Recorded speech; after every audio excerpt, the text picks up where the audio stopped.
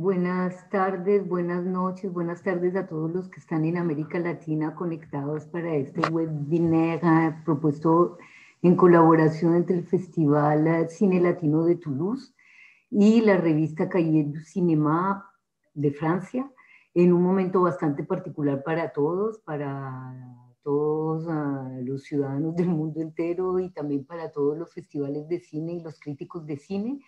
Este año entonces proponemos esta colaboración que viene sobre todo de la iniciativa también del nuevo equipo de Cahiers du Cinéma, que celebra los 70 años de existencia de la revista y que estrena un nuevo equipo de críticos, podríamos decir una nueva generación de críticos que coge las riendas de esta revista mítica también para los lectores latinoamericanos. La idea de este webinar es de discutir alrededor justamente de la situación de festivales y críticos en época de pandemia, pero también con la idea de abrir un poco la discusión hacia otros temas que tienen que ver con el cine latinoamericano, que tienen que ver sobre todo con el oficio de la crítica en plena época de mutación también digital. Tengo el gusto y estoy muy contenta de moderar esta mesa con 6 críticos contemporáneos, 5 de América Latina y una crítica francesa. La particularidad, digamos, es que cada uno viene de un país donde el campo cinematográfico se ha armado, se ha configurado de manera muy singular, tanto en Francia, obviamente, como en los países latinoamericanos que están, digamos, representados por ellos. Lo particular también de este grupo de críticos es que no solamente son críticos, también participan y han participado como programadores de festivales, son docentes, la mayoría han hecho tesis doctorales y entonces se sitúan también en un trabajo que va más allá de la crítica y que articula la crítica con la investigación. Y además están en una red, digamos, tanto de amigos como de colaboradores, porque el trabajo de la mayoría, digamos, que está circulando por varios de los medios, revistas, blogs que ellos mismos han creado y han fundado. Así que voy a presentarlos rápidamente, voy a arrancar recorriendo el mapa del continente. Vamos a arrancar con Fernanda Solórzano, que es una crítica mexicana que ha coeditado y actualmente está encargada de la sección de cine de la revista Letras Libres, donde escribe mensualmente y mantiene el videoblog Cine Aparte. Fernanda también ha trabajado, ha colaborado con otros medios como Cuadernos Caimán, con Atlas, el dossier Atlas de Cahiers du Cinéma de Francia, y es autora del libro publicado en el 2017, Misterios de la Sala Oscura. Seguimos bajando, ahí vamos a hacer un salto y vamos a llegar entonces al Perú. Está con nosotros Mónica Delgado, crítica peruana, que ha fundado con un equipo de gente la revista de Filma, una revista digital. Mónica es magíster en estudios culturales y ha publicado en el 2020, el año pasado, el libro María Weiser, no sé si se pronuncia así, Mónica nos lo dirá ahora, María Weiser en la revista Mauta, Los orígenes de la crítica de cine en Perú. Es un trabajo alrededor de una de las primeras críticas de cine peruanas. Bajamos aún más y vamos con Iván Pinto, crítico chileno, que ha fundado la revista digital La Fuga y también es director y creador del espacio El Agente Cine. Iván ha publicado también varios libros sobre cine y ha trabajado en la colección de ensayos en colaboración con la editora Metales Pesados chilena y siempre en colaboración con Carolina Urrutia. Pasamos con Argentina, con Lucía Salas, que es una de las críticas más jóvenes que nos acompaña hoy. Lucía Salas, junto con Ramiro Sonsini, Lucas Granero y Lautaro García, han creado la revista La Vida Útil, una revista en papel, vamos a hablar un poco de esto. Ha colaborado también con otras revistas, con Los Ojos Abiertos, con Cahiers du Cinéma Francia también, y ha realizado también, ha ido hacia la realización, ha realizado el largometraje Implantación y algunos cortos y videoensayos. Víctor Guimaraes, crítico brasilero, trabaja hoy en día, es coeditor de la revista brasilera Cinética, también colaborador de varios medios latinoamericanos, entre ellos Los Ojos Abiertos argentinos, de Filma, la revista creada por Mónica, La Vida Útil, La Fuga también. Ha programado también, particularmente en Francia, ha colaborado con el Festival Tres Continentes. Y hoy en día es el director artístico del Festival Experimental de Artes Fílmicas. Y ahora vamos a dar un salto al otro lado del Atlántico con Claire Aluche, joven crítica que hace parte del nuevo equipo de Cahiers du Cinéma desde el número 766, que es el número que sale en plena pandemia cuando estamos todos confinados. Claire también ha colaborado con otras revistas como Traffic, de Bordeaux, Replica, y actualmente está haciendo una tesis doctoral, me parece importante decirlo porque es una tesis que trata sobre la descentralización de la producción cinematográfica en Argentina y en Brasil en los años 2000.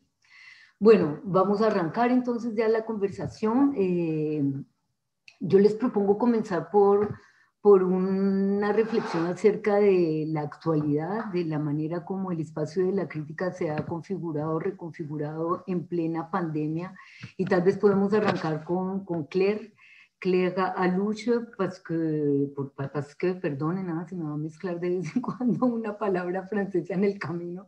Claire, su práctica crítica arranca justo en el momento en que la pandemia es declarada y estamos confinados, y empieza entonces a practicar una crítica y una cinefilia en red. Lo digo porque justamente en el primer número de Cahiers du Cinéma en el que participa, en el 766, va a aparecer un dossier que se va a llamar Cinefilia en réseau, cinefilia en red. Y bueno, Claire también ha estado muy dinámica en una red que es el grupo La Loupe, que me parece interesante que nos hable de él, pero sobre todo también quería plantearle la cuestión sobre el hecho de que Cahiers du Cinéma es una revista que ha estado siempre muy enganchada con la actualidad, tanto de festivales como de películas que salen en las salas de cine. Y bueno, ustedes llegan al equipo de Cahiers justamente en el momento en que ni festivales ni salas están difundiendo las películas. Así que Claire, te dejo contarnos cómo ha sido esta experiencia.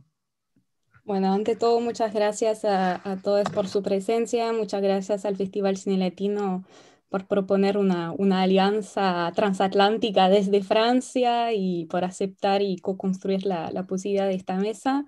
Muchísimas gracias a todos los críticos, todas las críticas que están ahí presentes con diferentes horarios y diferentes complicaciones de horario, pero muy presentes, y decir también que sus trabajos son brújulas para nosotros en la crítica en Francia, y que también la idea de esta mesa de festejar el cumpleaños de los Cahiers du Cinéma, 70 años, me parecía también muy hermoso decir que es tiempo de abrir un poco más todavía las páginas de una revista histórica, y que los Cahiers claramente nunca tuvo, pero ahora menos todavía, el monópolio de la crítica en el mundo, y que me parece que justamente, tal vez, bueno, lo vamos a hablar después, pero la idea de alianza sea más importante para nosotros desde Francia ahora que para ustedes en América Latina, pero bueno, ya lo charlaremos.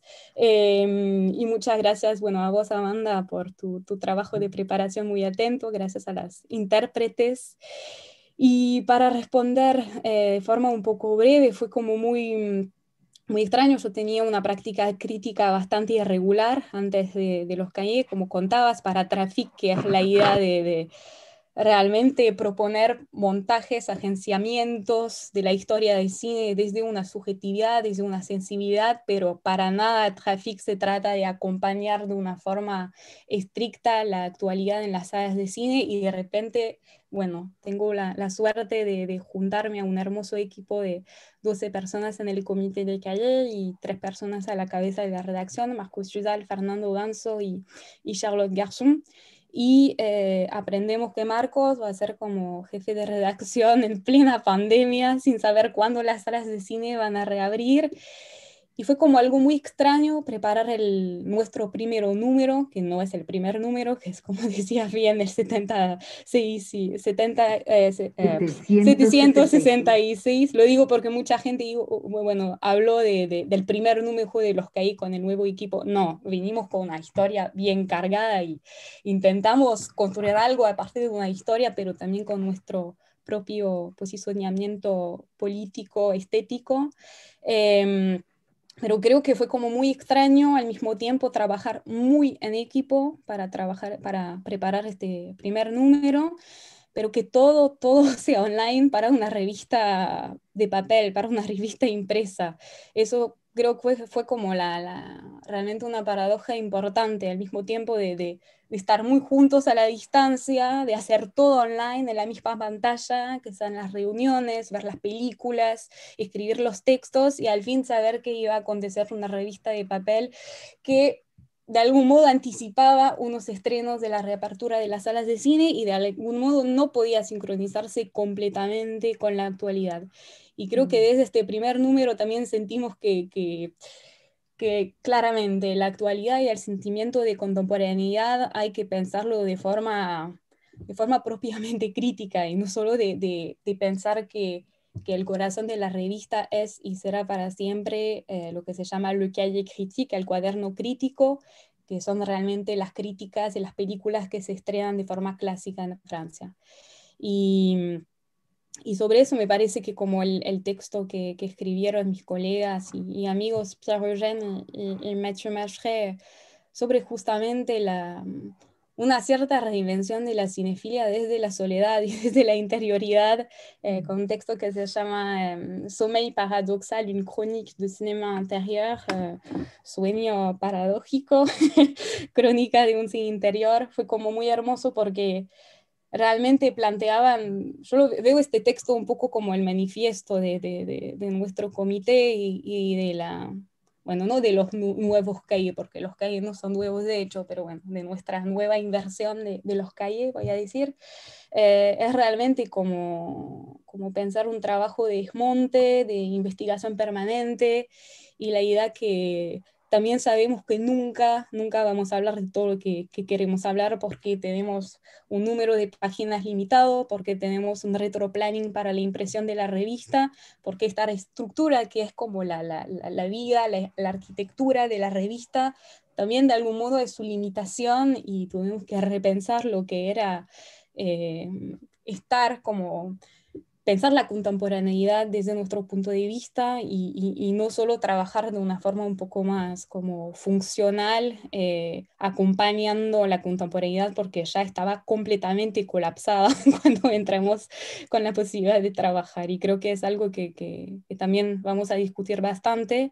Y solo añadir que por mi parte, como algo que me pareció importante como colaboración a mi escala, fue de poder escribir sobre el clip de campaña de Bolsonaro, como impidiendo a los brasileños de continuar a trabajar.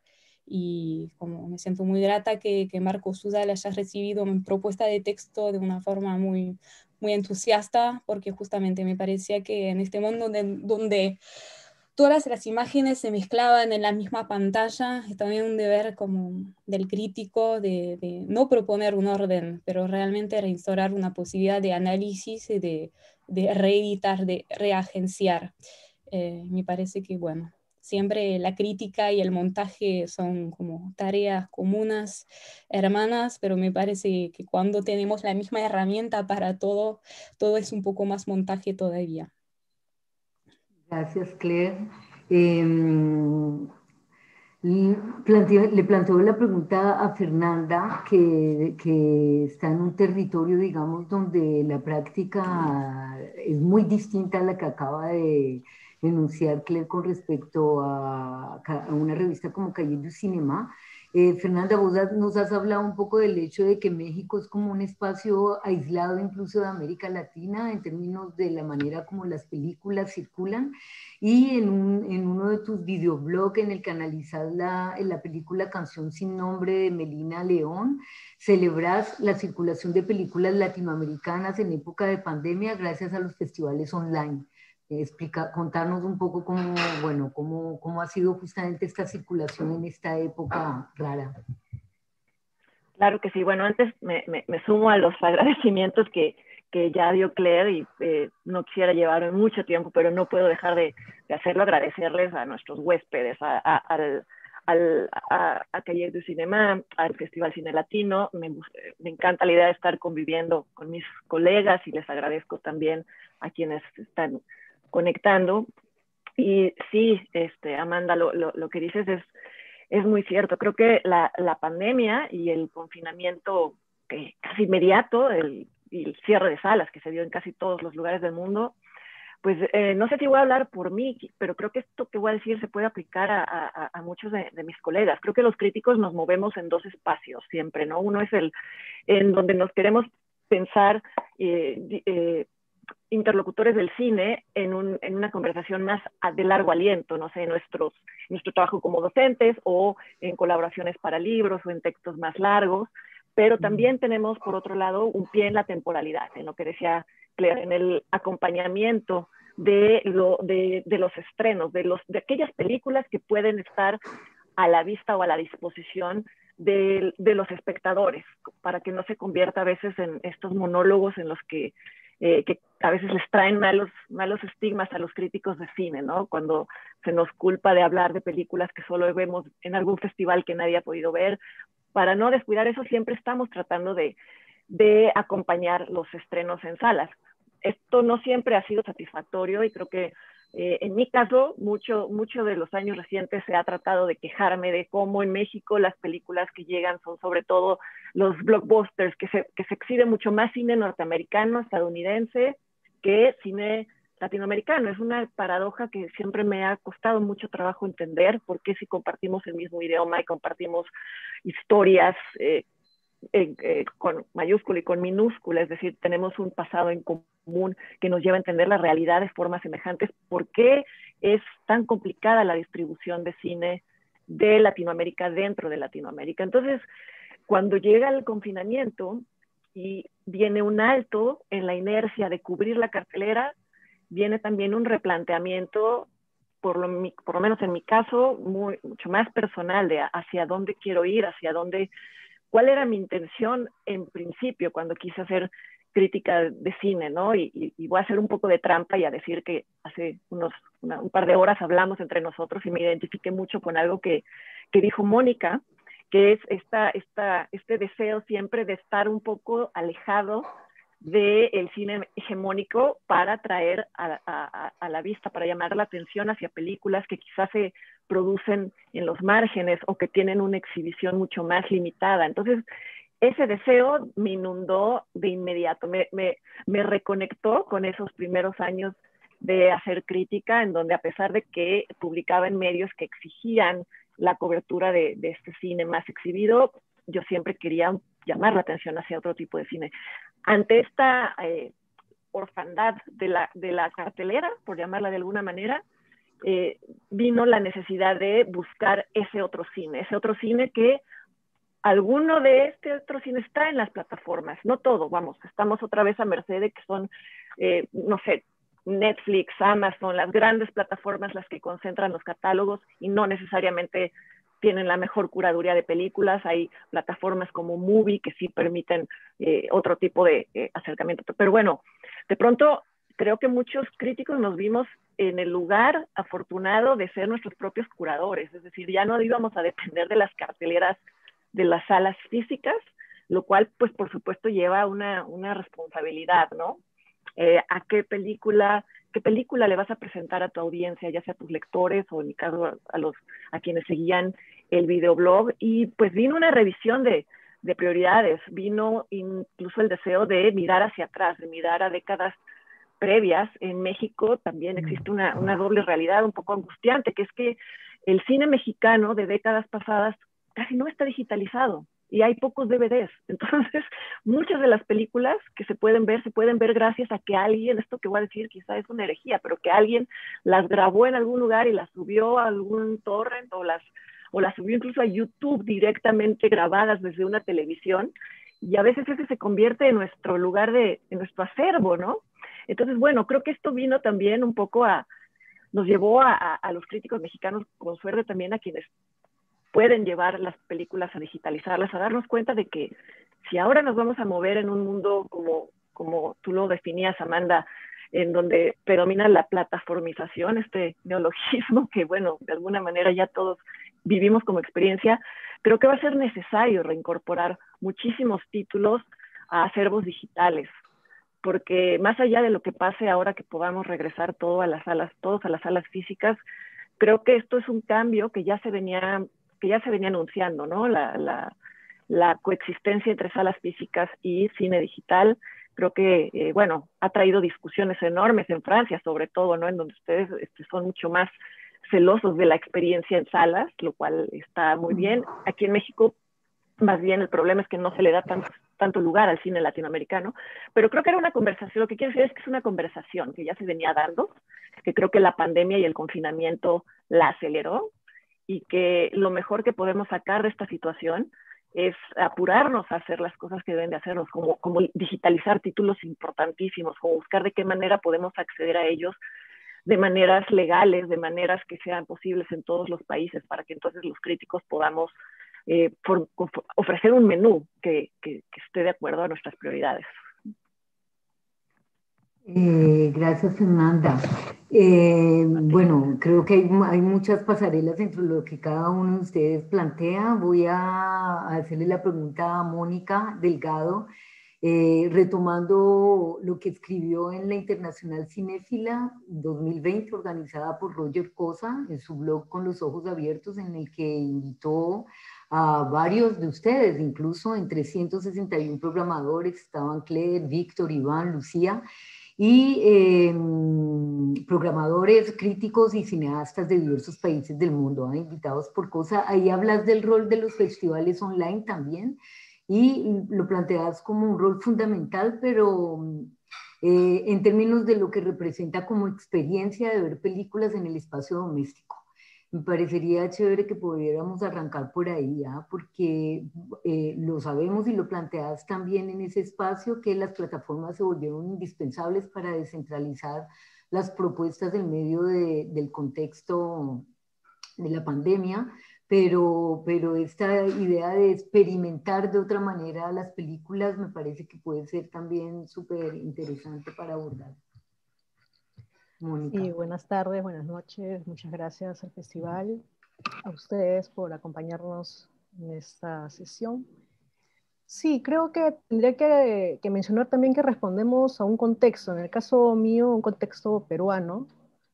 Yo considero que si bien estamos pasando una crisis sanitaria, una crisis también de valoración de la cultura, ¿no? Digamos, de las expresiones culturales, del cine, del valor que se le da como espectadores, ¿no? Como testigos de diferentes procesos, pero esta pandemia me la he tomado como una extensión de algo que ya hacíamos, ¿no? Me refiero a que This Is Film, por ejemplo, es una revista digital que nació, digamos, consciente de esa digitalidad, ¿no? Consciente de que nos podíamos relacionar con más libertad en las redes sociales, en la misma internet, y claro, el papel de los festivales que ya teníamos, digamos, desde las primeras ediciones, también nos habíamos como trazado a partir de la no presencialidad, porque bueno, somos una revista en un país sudamericano, en Perú, no necesariamente podemos viajar a todos los festivales que quisiéramos. Muchas veces para poder viajar a festivales tengo que pedir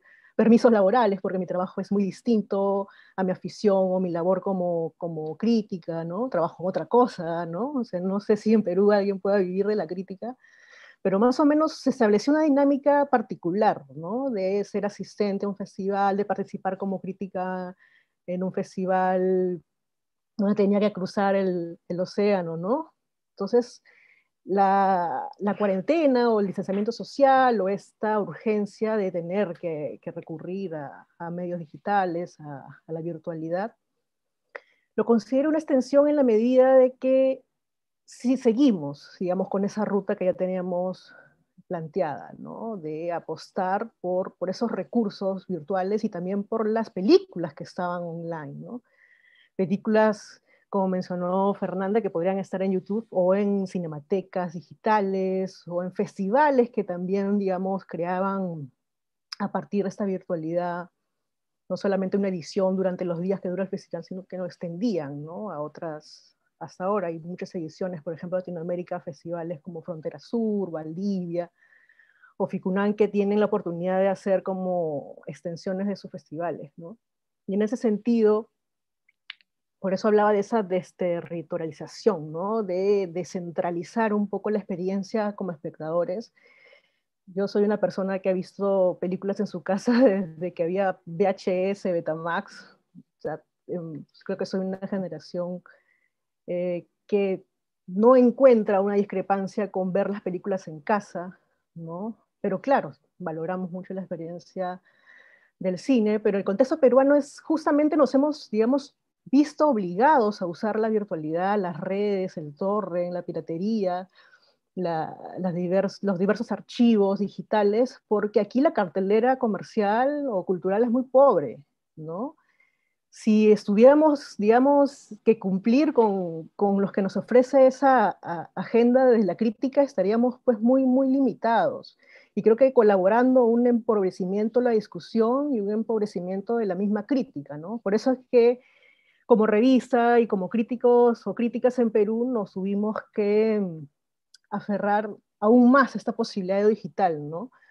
Con más ganas de seguir identificando películas en todo este maremoto de cine, porque también ha sido agobiante hacer una discriminación. ¿Qué películas comento? Tengo Netflix, tenemos HBO, tenemos tantas plataformas, festivales online.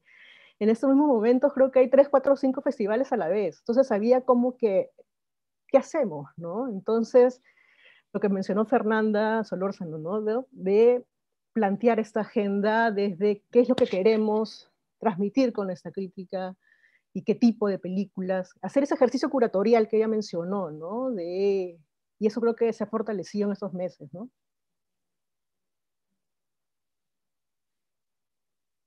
Me había cortado. Iván, quería un poco articular lo que dice Mónica, sobre todo en términos de la experiencia, porque ustedes obviamente sos una generación que ha visto mucho cine en casa, me imagino. Y sin embargo, también retomando lo que planteabas en ese texto que apareció en Con los ojos abiertos, hablas de una experiencia durante la pandemia en el que ver películas se volvió algo trabajoso. Y me parecería interesante que nos hablaras un poco de esa experiencia, qué crítica además sale de esa experiencia trabajosa de ver películas en el espacio doméstico. Hola, ¿qué tal? Buenas Iván. tardes y buenas noches a todos. Y bueno, nuevamente muchas gracias por la invitación y saludo a todos mis compañeros latinoamericanos y a todos, bueno, también a todos en realidad, pero particularmente es interesante poder conversar con ustedes estos temas.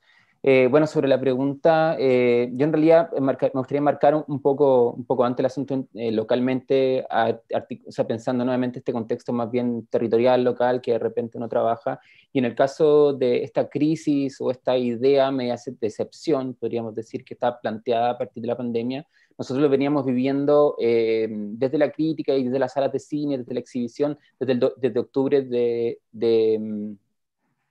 desde octubre del 2019, a partir de lo que se llamó el estallido social, que aún hoy, digamos, tiene repercusiones. Cuando aparece, digamos, el 2019 terminó trágicamente con el incendio de la sala independiente más importante de la sala de cine arte independiente, que es el Cine Alameda, en el marco de las protestas sociales y una fuerte represión por parte del gobierno de Piñera.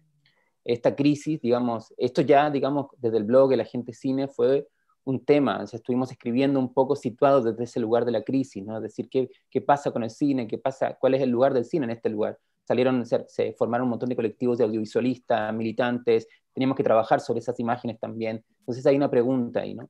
Y nuevamente cae la pandemia, y ya, digamos, y esto, bueno, y ya se habían suspendido los festivales en octubre, o sea, en 2019, se suspendieron varios festivales, hubo como un sacudón social, ¿no? Y empieza la pandemia y esto se profundiza aún más, es decir, tenemos una crisis, digamos, de sanidad, ¿cierto?, del virus, sumada a esta otra crisis social, lo cual tiene en este momento el país, digamos, en un momento muy convulsionado, estamos con 7.000 cifras diarias, que es altísimo hoy, y tenemos de aquí a un mes la votación por la nueva constitución. O sea, tenemos el virus y la idea política están así como, ¿no?, en un momento muy álgido. Entonces, todo esto me parece que suma, digamos, a la idea de una suerte de una crítica, pero la crítica como agenciamiento también como un lugar de reflexión y autorreflexión permanente de que nos sitúa en una posición, ¿cierto?, de escritura y un poco de contestación, una posición intelectual que excede también el cine, digamos, en sí mismo. Digamos, es algo que yo aprecio mucho el trabajo, por ejemplo, de Mónica, ¿cierto?, que está siempre cuestionando desde un piso, digamos, de conflictual y social, digamos, el lugar del crítico y el lugar de las imágenes, ¿no?, en estas preguntas. Entonces, y sobre lo trabajoso, sobre lo que ya preguntabas, a mí, digamos, aquí hay otra, digamos, esta idea como como de la abundancia de ofertas, ¿no? Y de tener como que trabajar una suerte de hipercuratoría, ¿no?, tratando de abarcar cosas que están sucediendo al mismo tiempo, en un contexto en que para mí, por lo menos la sala de cine, o ir al festival de cine, es una suspensión de mi vida cotidiana, mi vida doméstica, mis trabajos en clase, ¿cierto?, etcétera. Ir a una sala de cine es apartarme, desconectarme un rato, volver a escribir, ¿no? Pero tengo otro marco, voy a un festival, voy a Valdivia y me voy una semana o 4 días, 5 días para ver películas y bueno, es eso. Y estar con esos dos niveles, o sea, tratando de pensar que escribir, trabajando, viendo películas, ¿no? Evidentemente se vuelve algo muy estresante, ¿no? Entonces, a eso quizás me refería un poco en ese contexto. Se suma, yo creo que para mí, digamos, para resumir lo que quiero decir, creo que la crítica de cine como tal digamos, no puede seguir, no puede hacer ojos ciegos sobre esta experiencia contemporánea, pero conflictual, ¿no? No solamente un tema de consumo y de hábitos de consumo, sino que tiene que ver también con otras dimensiones, digamos, más sociales, y en este caso, en el marco de una crisis enorme de mi país, ¿cierto? Reflexionar en conjunto, justamente de vuelta, ¿no? ¿Cuál es el lugar del cine en este momento? ¿No? ¿Qué orientación? ¿Cómo reflexionar? ¿Qué nos puede dar el cine, ¿no?, para repensar este momento? Víctor, gracias, Iván. Creo que en el caso de Víctor también la experiencia de la crítica es bastante álgida por el contexto brasilero, y lo que ha pasado con Cinética es que ustedes han propuesto una crítica más colectiva, una crítica autorreflexiva, una crítica en la que incluso se transcriben y se editan discusiones que ustedes, el mismo equipo, tiene alrededor del oficio o de otros temas. Y esta dinámica tiene que ver un poco también con el ejercicio de la crítica en época de pandemia, ¿no? En todo caso, ¿estalla ahí o arranca desde ahí? Víctor. Sí. Bueno, antes agradecer al Festival Cine Latino bueno, todos los están haciendo lo mismo, pero me siento medio mal educado si no lo hago. Así que gracias, Claire, por la invitación, gracias, Amanda, por moderar, gracias al festival por hospedar esa discusión. Bueno, en mi caso creo que, bueno, me reconozco mucho en las palabras de Iván y de Mónica, porque cuando se habla de la pandemia parece que es una cosa sola, ¿no?, para todo el mundo, y no es. O sea, la pandemia es muy distinta en cada lugar, y aquí en Brasil particularmente se cruza con una situación de desesperante desde el 2018, con la elección de Bolsonaro, en donde prácticamente no hay nuevas películas con financiamiento público desde el 2018, todas están paradas. No hay muchos festivales interesantísimos que habían en Brasil ya desde el 2018 fueron suspendidos. Entonces no es algo que es debido solamente a la pandemia, la situación que estamos viviendo ahora en Brasil, y con la pandemia bueno, estamos viviendo un caos total. Es hasta difícil hablar de cine en ese momento porque estamos con la posibilidad muy severa de estar 2 años en casa. Entonces eso es desesperante para una persona. Bueno, hablando personalmente, yo vivo enfrente a un cine. Claire conoce mi casa aquí, entonces yo me mudé al mejor cine de la ciudad, no tenemos cinemateca aquí en Belo Horizonte, donde vivo, pero sí tenemos un cine muy bueno de repertorio, que es el Cine Humberto Mauro, y yo iba casi todos los días a ese cine, así que es una cosa muy difícil la situación de ver solamente películas en casa, pero creo que Iván y Mónica también ya hablaron un poco de eso. Eso no es una situación nueva, ver películas en casa mucho más que afuera, para nosotros que estamos en países subdesarrollados, porque para nosotros nuestra cinefilia, por lo menos la mía, fue casi enteramente formada por la piratería. O sea, son películas que yo veo y formé mi mirada y el acceso que tuve a muchas películas de todo el mundo y de toda la historia del cine se ha dado no en sala, sino en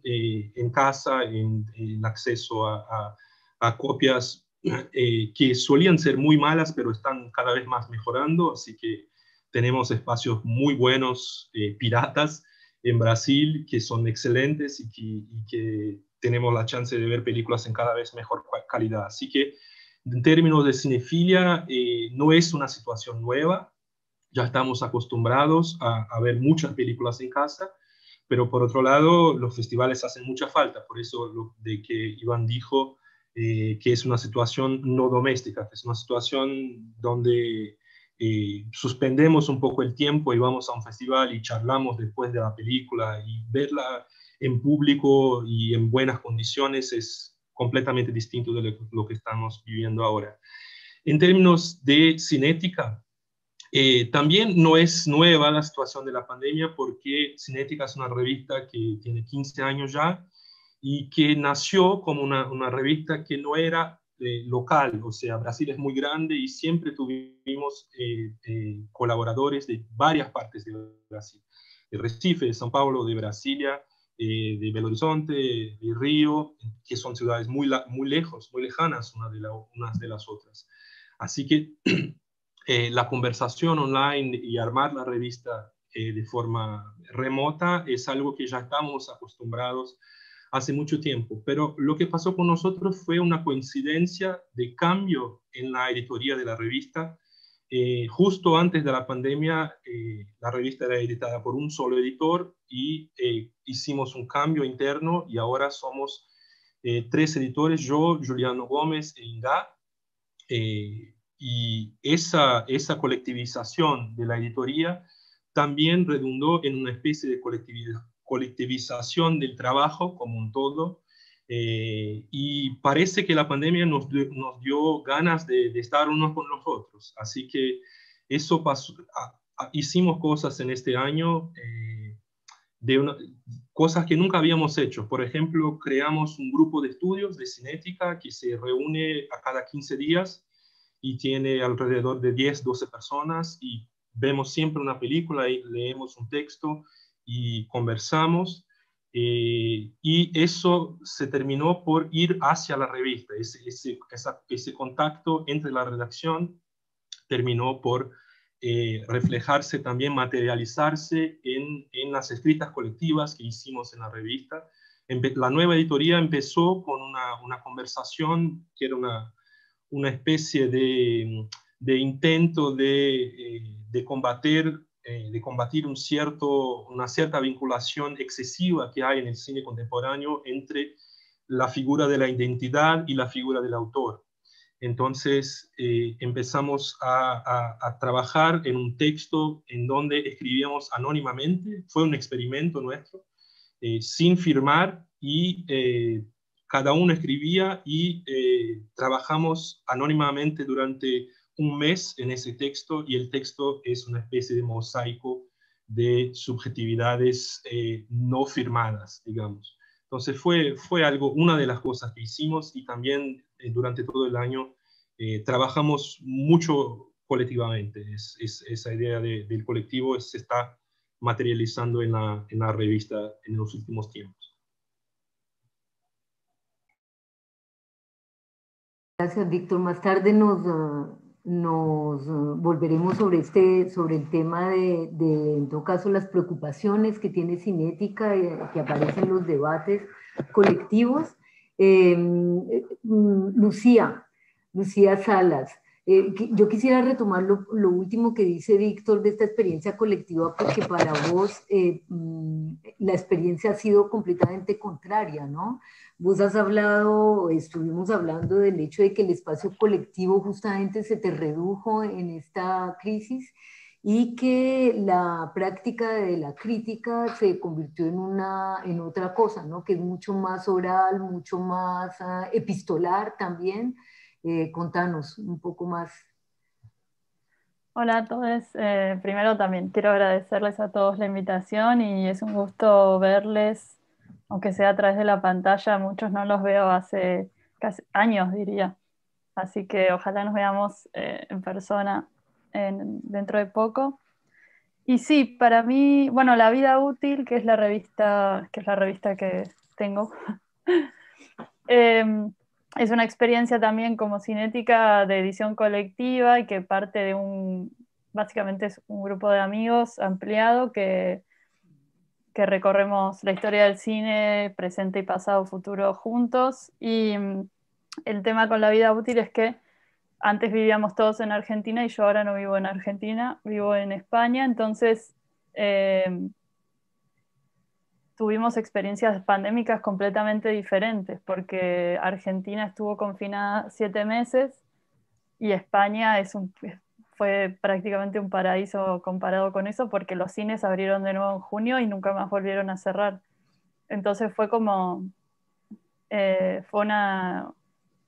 experiencia extraña en ese sentido, pero lo que pasó con La Vida Útil, en el buen sentido, fue que por primera vez sí pude participar en los eventos de la revista, porque nosotros hacemos una revista en papel que sale 2 veces por año, y después hacemos presentaciones, charlas, qué sé yo, en las cuales yo, como la revista empieza cuando yo me voy, en papel, de Argentina, nunca pude estar en ningún evento de la revista hasta que sucedió la pandemia.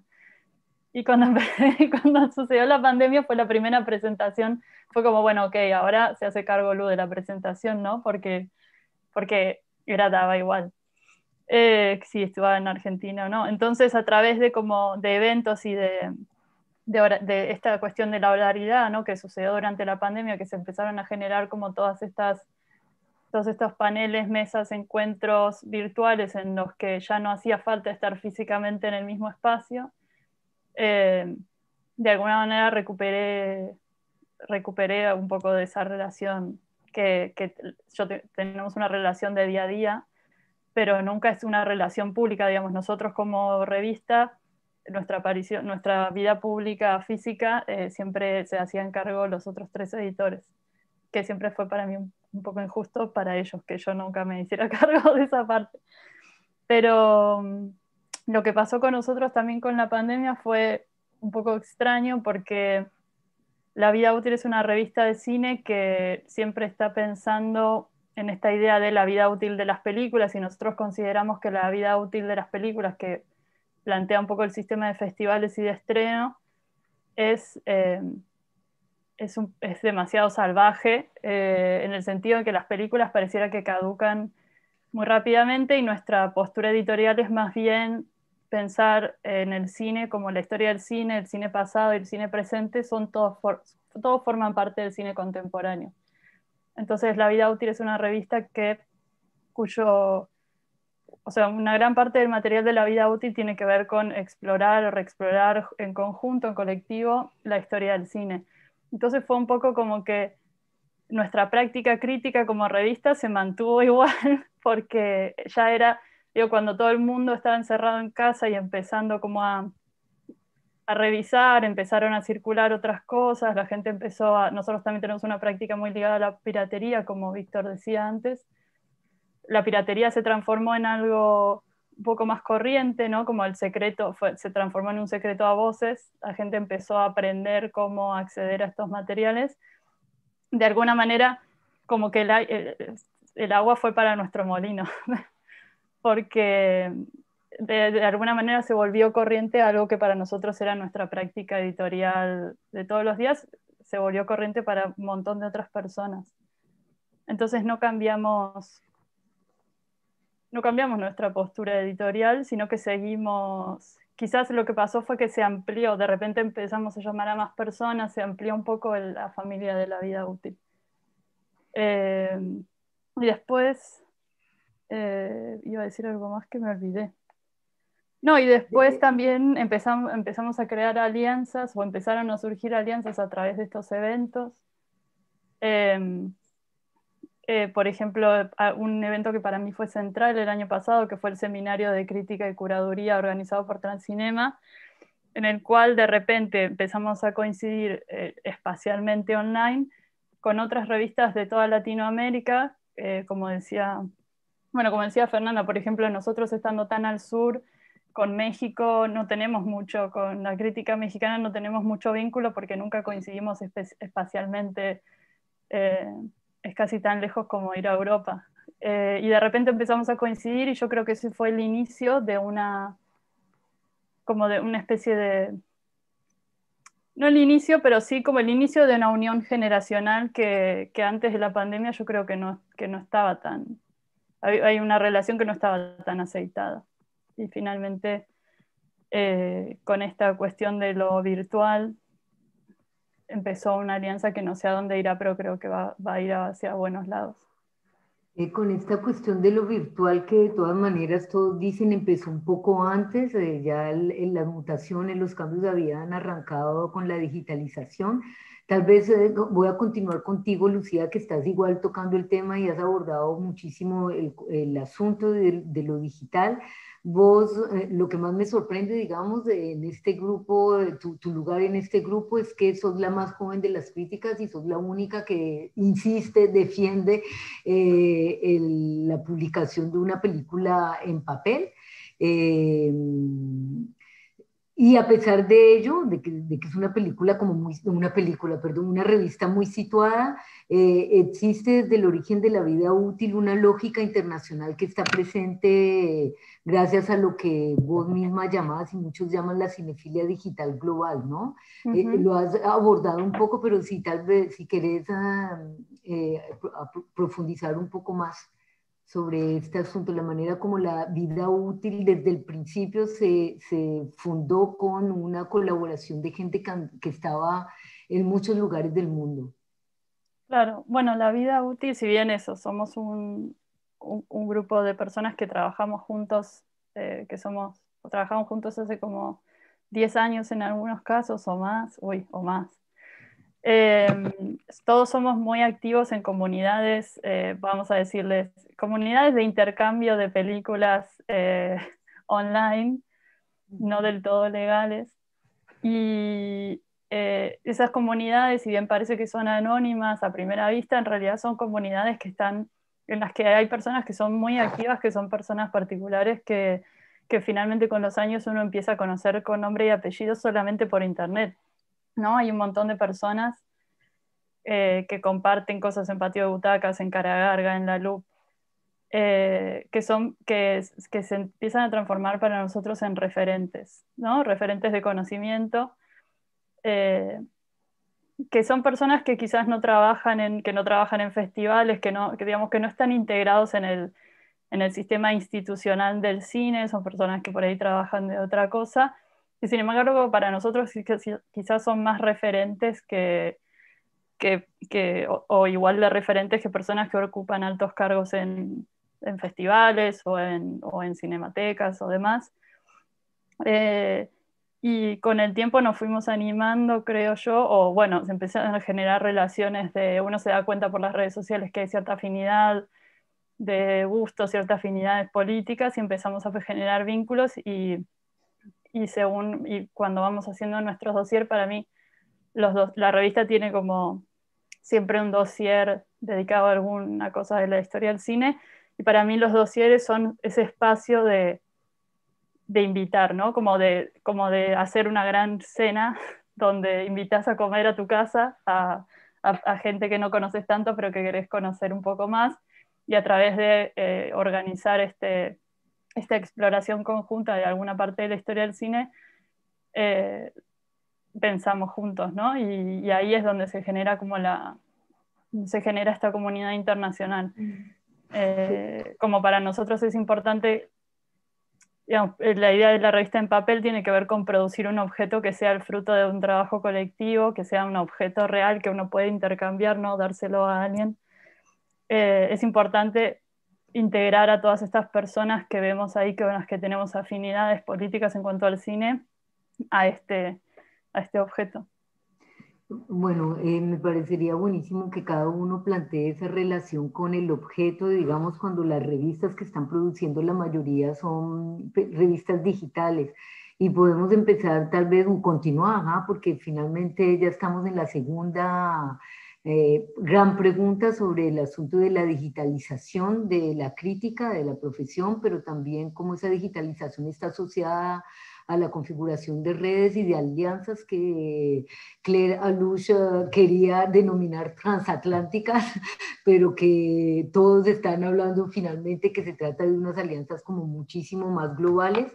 Mónica, si nos cuentas el origen incluso de la revista de Cisfilma, vos hablas de alguna manera de un proyecto de emancipación, yo lo llamo así, yo utilizo esa palabra de liberación de los medios masivos tradicionales con los que habías trabajado y que finalmente crear lo que significa una película digital que al principio fue una revista, perdón, fue bastante internacional.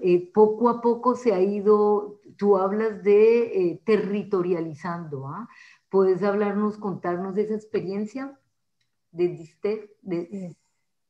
Cisfilm. de Cisfilm? Sí, la fundamos con José Sarmiento en el año 2012 y surgió bilingüe, revista que sacamos hasta ahora en inglés y en español. Son 2 ediciones, digamos, de alguna manera independiente en la revista. Traducimos diariamente, interdiario, los textos.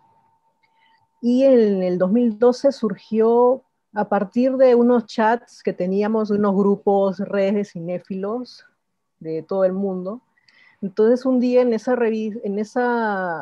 chats que surgían a partir de Movie, porque Movie antes que cambiara de nombre, tenía la posibilidad de armar grupos de cinéfilos, ¿no? Que opinaban sobre cine, sobre películas, sobre listas, sobre el canon, sobre festivales. Y con estas personas dijimos, ¿por qué no participamos y hacemos una revista juntos, ¿no? Entonces la primera fisonomía de Cisfilm fue muy, muy diversa. Habían críticos y críticas de Austria, de Filipinas, de Hawái, de Inglaterra, de Venezuela, de Bolivia, de Perú. Era muy, muy diverso, con miradas también muy distintas. Habían incluso peleas dentro del grupo por sobre quién iba a tratar el dossier, porque antes teníamos la idea del dossier, sacábamos dossier trimestrales. Siendo digital teníamos como esa periodicidad, pero con el tiempo, con la dinámica que nos permitían las redes sociales, los festivales, las muestras, o simplemente escribir de alguna película que nos llamaba la atención, siempre hubo esa libertad de que se eligiera, digamos, sobre qué escribir, ¿no? Hay una línea editorial, digamos, cerrada, pero sí no nos dedicamos, y tampoco ahora lo hacemos, a escribir sobre cartelera, por ejemplo, ¿no? Sí tenemos marcado un tipo de películas que nos interesa defender y, digamos, visibilizar, sobre todo, ¿no? Películas independientes, escribimos mucho sobre cine experimental, no hacemos distinción entre largometrajes ni cortometrajes, le damos el mismo valor dentro lo que nos interesa como crítica, ¿no? También disentimos de determinada cinefilia, digamos. O sea, nadie piensa que una película de Brakhage pueda ser atractiva para un cinéfilo, ¿no? Nadie piensa que una película de Barbara Hammer pueda despertar cinefilia, ¿no? Se tiene una idea todavía de la cinefilia como que muy canónica o muy sometida a esta idea del autor, ¿no? O sea, sí nos interesa ese tipo de mirada sobre las películas y cineastas que nos interesan, ¿no? Entonces, digamos que esta desterritorialización, digamos, comenzó así la revista, sin ese territorio. Incluso en Perú se quejaron algunos diciendo por qué es bilingüe, por qué no son más por qué no hay más críticos peruanos, ¿no? Y poco a poco con el tiempo, ahora somos más peruanos escribiendo, peruanos escribiendo, porque también despertamos ese interés en los jóvenes, en críticos jóvenes, ¿no? De que había otro cine, de que había otros cineastas, otras películas que podrían ser más visibilizadas, ¿no? Y así está Yvon Shin, está Wilder Sumarán, por ejemplo, jóvenes críticos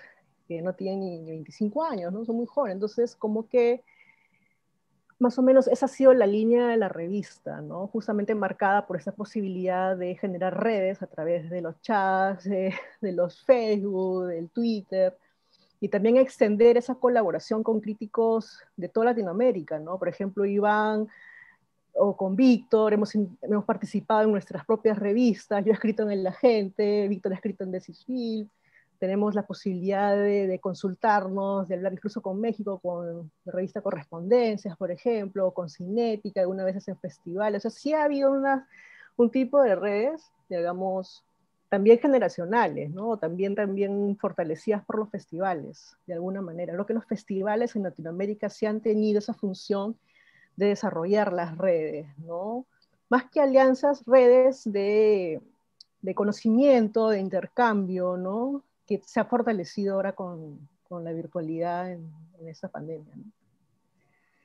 Víctor e Iván, los dos me parece que también pueden como prolongar esta reflexión con las revistas de cada uno de ustedes, La Fuga y Cinética. Víctor, Iván, Víctor, a ver, me toca. Encantado. Bueno, Víctor, okay. Dale. Pues yo, bueno, sobre el tema de las alianzas, yo creo que Brasil es un territorio muy complejo en ese sentido, porque es mucho más común que una otra persona que escribe en cinética que escriba en inglés que escriba en castellano, por ejemplo. Brasil siempre fue un país muy de espaldas a los otros lugares, ¿no? Al resto de Latinoamérica. El cine brasileño siempre fue muy autocentrado, y las relaciones con otros países de América Latina siempre fueron, y eso lo reconozco como autocrítica, bastante pequeñas, yo diría. Es mucho más fácil que haya una relación entre Argentina y México que entre Brasil y Argentina. Entonces, por el tema de la lengua, el tema de que nosotros hablamos portugués y muy pocos entre nosotros hablan o escriben en español, y al revés también, ¿no? Que la gente habla poco portugués afuera de Brasil. Eso siempre fue más difícil, ¿no? Yo tuve la suerte, en realidad el privilegio de haber vivido en Argentina por 6 meses, y entonces aprendí el castellano ahí, y entonces desde hace mucho empecé a hacer alianzas, no por cinética, sino que como crítico individualmente, trabajando con Decisfilm, escribiendo para El Agente Cine, también algunas otras afuera de Latinoamérica, como Senses of Cinema o como otras también. Pero ese tema de la lengua es algo realmente complicado. Pero me encanta también que Lucía ha hablado de estas situaciones, ¿no? Que se fueron generando, por lo menos para mí, más recientemente, de poder estar en una charla como esta, con Iván, con Mónica, con Lucía, con Claire, con Fernanda.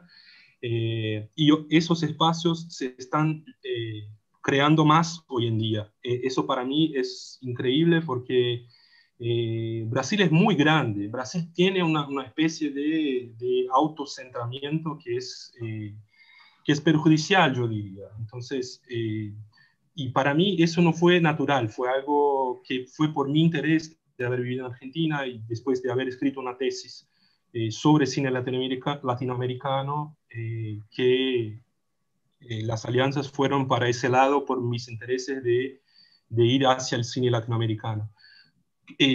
Igual con ese tema de las alianzas transnacionales, yo creo que también no hay que romantizarlas mucho. Yo diría que eso no hay que olvidar que esas relaciones son traspasadas por relaciones de poder y relaciones de colonialidad que son frecuentes y que yo estoy seguro que Iván, Mónica, Fernanda o Lucía también ya han enfrentado situaciones como estas, en las cuales percibimos que a veces el deseo de construir una alianza es más fuerte como algo romántico que lo que pasa en términos de práctica, ¿no? Porque, bueno, no hay que olvidar que eso es un trabajo, que eso es algo que tiene relaciones económicas, que hay que sobrevivir de eso. Y yo desconfío bastante de que esos temas no sean tratados cuando se habla de alianzas. Cuando, por ejemplo, me invitan a hacer algo para un festival en Europa o para una revista en Europa, yo siempre voy con un pie atrás, digamos, o en Estados Unidos, porque es algo que me ha pasado muchas veces de sentirme explorado o explotado en esas situaciones, y creo que hay que estar atento. Hay que estar atento a las relaciones coloniales que siguen pasando y que no hay que olvidarlo cuando hablamos de alianzas. Es un tema para una webinar entero, ¿ah? Por el asunto, claro, de las relaciones de poder, las negociaciones y sobre todo las experiencias que cada uno puede encontrar, ¿ah? Porque es difícil también entender desde el otro lado del charco exactamente en qué consiste ese tipo de relación, por dónde pasa, ¿ah? Sobre todo en la crítica, en el cine, digamos que más o menos lo he entendido mirándolo desde los dos lugares, pero en la crítica me gustaría que nos contaran un poco más, pero el problema es que no vamos a tener mucho tiempo y seguramente ese va a ser uno de los puntos interesantes para un próximo encuentro, ¿ah? Pero Iván, siguiendo con este tema, La Fuga, por ejemplo, tú nos contaste que era, si no la primera, una de las primeras revistas digitales que existen en Chile, pero desde hace mucho rato, que tiene una historia finalmente un poco similar a la de Cisfilm, porque viene también de un trabajo de blog, viene de otra cosa y se convierte en una revista. Y desde el principio también tejiendo hilos, ¿no? Con varios lugares, ¿no? Con varios territorios. Contanos cómo han sido esos tejidos. Sí, gracias. Bueno, me tomo un poco de las últimas dos intervenciones, Sí, con las claro. cuales tengo como una afinidad muy grande por la posición y por el tipo de trabajo que realizan, tomando un poco el último tema que tiene que ver con relaciones de poder y colonialismo. Uno también podría decir que nos confrontamos a veces en estos espacios de la crítica situados también un colonialismo interno, ¿no? O sea, el externo, por supuesto, pero también interno. Es decir, tenemos nuestras confrontaciones locales con otras generaciones de críticos, con otras ideas de crítica, con otras ideas de cinefilia. Y en ese sentido, digamos, subrayar, ¿no? Esta idea de trabajador, digamos, crítico, o sea, trabajadores de la crítica, en el marco de hoy en día, como un capitalismo cognitivo global, donde eso se distribuye desigualmente a grandes escalas. Entonces, para mí, lo que decía Víctor respecto a algo así como ganarse, ¿no? El piso, ¿no? Diario para trabajar, es una cosa como que personalmente me recorre desde antes que comenzáramos la revista hasta mi vida actual, ¿no? Es decir, cómo se gana, digamos, el piso un crítico de cine en Chile, ¿no? O sea, si estás trabajando con un compromiso, con tu línea editorial, con tu cosa a largo plazo, con el desarrollo de ideas, con proyectos, ¿no? La precarización, ¿no? Entonces la pregunta ahí me parece súper como importante. y a la vez también hablar de la revista. O sea, la revista parte un poco así, parte como un grupo, en la Fuga parte hace 16 años, el 2005, como un grupo de, digamos, que está buscando autoformarse, o sea, que está buscando generar redes de conocimiento, el desarrollo de una práctica crítica, escritural, una manera de generar una alianza, ¿no? Primero local y después que se fue abriendo cada vez más. Fuimos encontrando un lugar muy extraño que no era el de la crítica de periodismo cultural, digamos, más masiva o más, pero tampoco era netamente el del campo de estudios más académico, institucional, más bien fuimos generando como una lengua, una manera, digamos, de mediar en un espacio de mayor complejidad, donde tomábamos distancia tanto de necesidades, podríamos decir, como estatales, culturales, proselitistas, pero por otro también con el mercado inmediato, es decir, con la idea de que tienes que criticar todo lo que sale y que las distribuidoras, o sea, encontrar un nicho, un espacio intermedio donde el consumo no se consuma, ¿no? Donde se detenga un poco un espacio para la reflexión y poder darle espesor, darle lugar a esa autoformación, a ese intercambio. Y ahí empezó a crecer, o sea, empezamos a crecer internacionalmente, empezamos a tener intercambios con otros amigos. Gracias a eso tuvimos muchísimas satisfacciones con los encuentros con otros críticos latinoamericanos, argentinos, ¿cierto?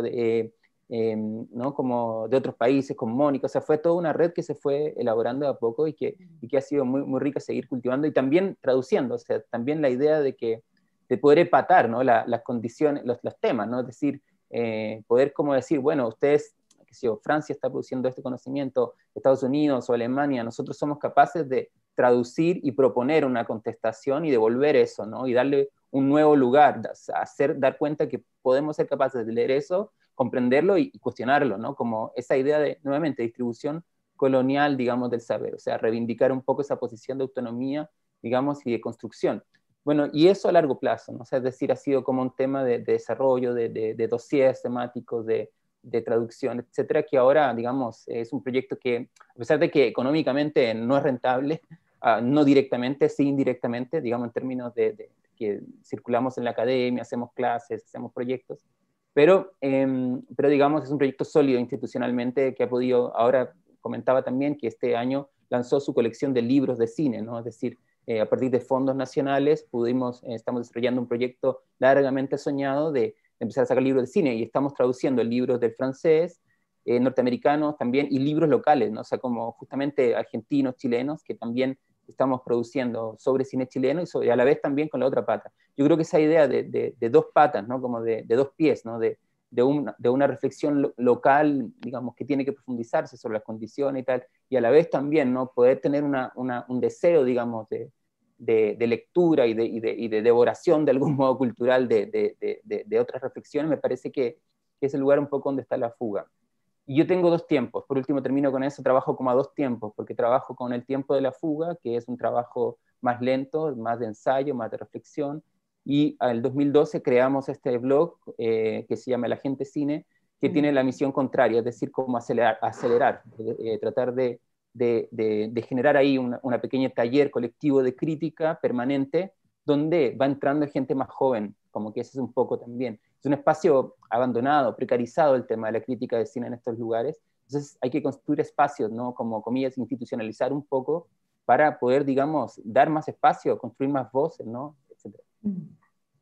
Bueno, gracias por toda esta reflexión. Dejaré a Claire un poco intervenir ahora, porque Claire nos va a hablar de esas alianzas desde el otro lado, pero quiero primero, dejémosla pensar un momentico, quiero primero plantearle a Fernanda, porque tengo la impresión, Fernanda, que estas dinámicas colectivas que podemos encontrar en la experiencia chilena, peruana, brasilera, no se encuentra, en todo caso no tiene esa configuración. Yo siento que hay un trabajo mucho más solitario y que en esa búsqueda solitaria, la tuya específicamente, la pregunta ligada a la digitalización tiene que ver con la cuestión de los públicos, ¿no? Y de esta necesidad, digamos, de comunicar también con nuevas generaciones, y en esa medida vos te planteaste también la pregunta de qué tipo de escrituras, ¿no? ¿Qué tipo de críticas o en qué soporte? Y fue de esa manera que llegaste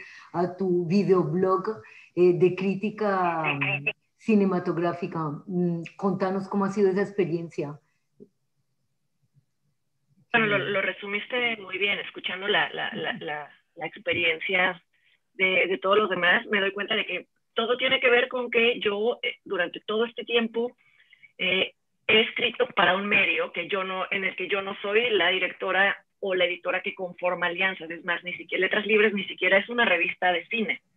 Es una revista cultural bastante especializada en los temas que toca, es decir, es una revista de nicho, por así llamarla, pero el cine es simplemente uno de sus apartados, ¿no? Entonces, las alianzas como tales, como se podrían formar desde un equipo editorial como el que han logrado conformar ustedes, porque son quienes organizaron y fundaron las revistas, yo no lo he tenido.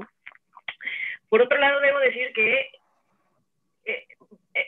creo que a diferencia de muchas otras publicaciones en México, creo que Letras Libres me ha permitido tener mucha independencia en cuanto a la elección de los temas y de las películas y el aspecto del cine que quiero tratar. Y no quiero decirlo desde una superioridad moral en donde esté sugiriendo que quienes lo han hecho en medios más comerciales o más masivos tengan una cinefilia menor, porque no es así. Creo que tiene que ver totalmente con las exigencias que impone cada medio. Un periódico, por ejemplo, que tiene una sección de cine, pues muchas veces les da a sus colaboradores un espacio mínimo para poder escribir, que ni siquiera podría llamarse un espacio para la crítica, ¿no?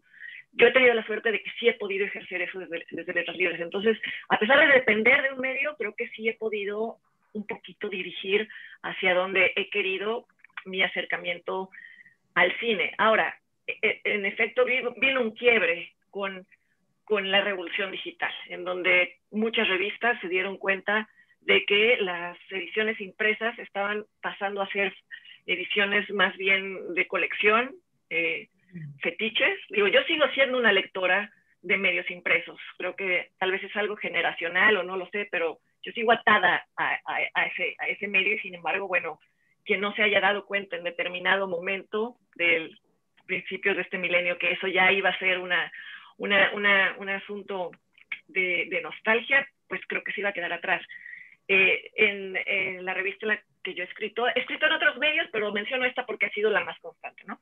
En esta revista, en efecto, también surgió la digitalización como pues la transformación total de la revista. Y entonces ahí yo me di cuenta de que tenía que reinventar un espacio, porque si bien quería seguir escribiendo, para mí también la escritura sigue siendo mi medio de comunicación preferido. Me di cuenta de que más allá de mi juicio, más allá de que si me pareciera bien o mal, era una realidad que las nuevas generaciones... Perdón, es que se me cayó el audífono. Me di cuenta de que las nuevas generaciones se estaban relacionando con el cine mismo, con la crítica de cine, también de una manera audiovisual, ya no tanto leyendo, y repito, no lo digo desde... A mí me parece terrible, pero no quiero que suene a un juicio, ¿no? Cada vez es menos el tiempo que se le dedica a la lectura de textos y se privilegian los textos cortos. Entonces, bueno, como bien dices, me imaginé este espacio, un videoblog, que yo no lo llamaría para nada un espacio de videoensayo. Los videoensayos son mucho más ambiciosos, utilizan el medio mismo como una manera de acercar y de analizar películas. Yo simplemente intenté comunicarme por medio de una cápsula semanal con una nueva generación quizá de espectadores de cine como un experimento. Lo lanzamos así, yo ya en ese entonces, esto fue hace ya unos 7 años, en ese entonces por supuesto que ya existían lugares en donde se comentaba cine en internet, y era muy claro que había como ciertos lineamientos tácitos que aplican a toda la comunicación en internet, ¿no? Que no debe de ser más larga de tanto tiempo y que las pausas debe ser editada de una manera vertiginosa, pues un poco como es ahora la atención dividida y fragmentada. Y yo nunca pude entrar a eso, nunca quise, pero tampoco nunca pude. Se me decía que no debía de intentar hablar de cine durante más de 4 minutos, y pues a mí 4 minutos no me servían de nada, y al principio dijimos, bueno, esto va a ser un fracaso, pero bueno, esto me permitió reencontrarme o encontrarme con una generación con la que quizá sospecho que no hubiera podido ya conectar si permanecido en un medio impreso. A pesar de que al hablar de digitalización y de hablar de cómo estos nuevos medios y estas nuevas redes permiten hablar, también estamos hablando de que creo que todos nosotros ahora nuestros textos los podemos compartir por internet y antes se quedaban pues literalmente en las páginas de una revista, ¿no? Y esto también ha abierto muchísimas posibilidades. Pero bueno, todo esto para decir que sí, que como bien decías, Amanda, yo creo que yo me he encontrado más un diálogo con una nueva generación de cinéfilos que me han aportado conocimientos de cine, al igual que creo, como sucede muchas veces con las alianzas de críticos. Si quieres, luego podemos regresar a esto, pero sí, yo me he encontrado más con una comunidad cinéfila a partir de mi acercamiento con ellos como espectadores. Bueno, creo que el tiempo nos empieza a decir, bueno, tenemos que seguir corriendo, digamos, si queremos abordar todos los temas. Claire, es tu momento, porque claro, tu lugar no sé cómo lo vives, ¿no? Con unas miradas igual bastante críticas con respecto a las expectativas y a esta idea de transatlántico que de todas maneras es enunciado desde Europa y particularmente desde Francia, ¿no? Y que desde el otro lado, digamos, el deseo de redes es muchísimo más abierto y no pasa solamente por dos territorios. Le Cahiers du Cinema ha abierto igual esa posibilidad de redes más globales, digamos, con dos rúbricas particularmente, ¿no? Con letras Les Lettres du Monde y Les Nouvelles du Monde, las nuevas del mundo y las letras del mundo, y me parece que sería interesante también articularlo con una idea también de un cierto autocentramiento, ¿no? De la crítica francesa que no sentimos, digamos, en los discursos de los críticos latinoamericanos que están con nosotros. ¿Qué pensás? Pienso que como es muy, muy interesante, muy importante todo lo que ustedes plantearon y Víctor de forma más directa y frontal todavía, porque no se trata de algo anecdótico, siempre es muy difícil también responder. Yo no quiero ser de la parte colonialista, entre comillas, pero mi realidad es que no vivo en América Latina, bueno, así que tampoco puedo fingir que está todo bien, que estoy del lado del bien, entre comillas, y justo no en Los Cahiers, pero en La Furia Humana se publicará un texto mío en algún momento que se llama No elegí ser gringa, y que son como realmente preguntas de cómo recibir, cómo pensar, cómo criticar, cómo hacer circular el cine latinoamericano, y creo que son preguntas fundamentales, más que todo en Francia ahora, con un gobierno que ataca directamente los estudios postcoloniales, decoloniales, que decide delegitimarlos, que decide casi como proponer una extinción en la universidad pública. Me parece muy importante desde la crítica decir que no se trata de una ideología ciega, sino de un proceso necesario para realmente poder recibir como seres sensibles las películas como son y como pueden también emancipar la mirada. Así que, claro, es algo como muy complejo escribir en una revista de autoridad, entre comillas, que son Los Cahiers du Cinema. Por la parte del cine latinoamericano, la verdad que me parece que el trabajo que hizo Nicolás Albert durante los 20 últimos años es realmente muy bueno. Abrió muchos terrenos del cine latinoamericano muy desconocidos. Investigó de forma profunda el cine de América Central, el cine de Ecuador, realmente le dio un espacio a un cine que no existía, y siempre con mucha humildad y una posibilidad de también como recibir las palabras de los que hacen que ese cine existe, y no estar en una postura arrogante de decir que él descubrió este cine. Creo que ya como hace un buen tiempo que nosotros críticos de Francia o del primer mundo, con muchas comillas, ya nos damos cuenta que no podemos descubrir nada como se descubrió, entre comillas, América. Ya sentimos que, bueno, estamos descubiertos por la película, porque muchas veces vemos una película, no sé, colombiana, mexicana, brasileña, que nos parece muy impactante, y al mismo tiempo no sabemos por qué, como también estamos con creo que estamos en un momento muy interesante realmente de repensar la diferencia entre un cine mundial y un cine universal.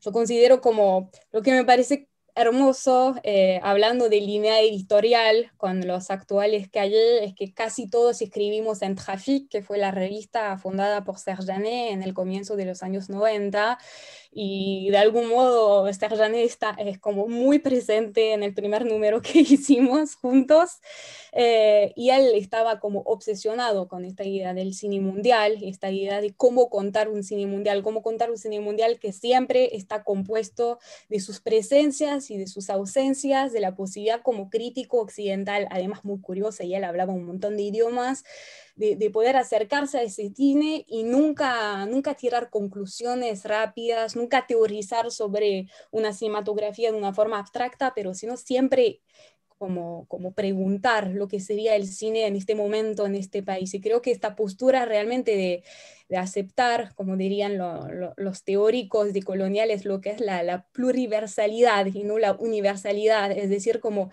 aceptar que a veces sentimos que estamos frente a una obra maestra brasileña, pero que no tenemos las herramientas culturales para poder como criticar esta película de la mejor forma, es también volver a pensar la crítica de un modo muy interrogativo y de un modo muy vivo, y de pensarlo también como eso, también un espacio de especulación. La crítica no es juzgar lo que es bueno o no lo que es bueno.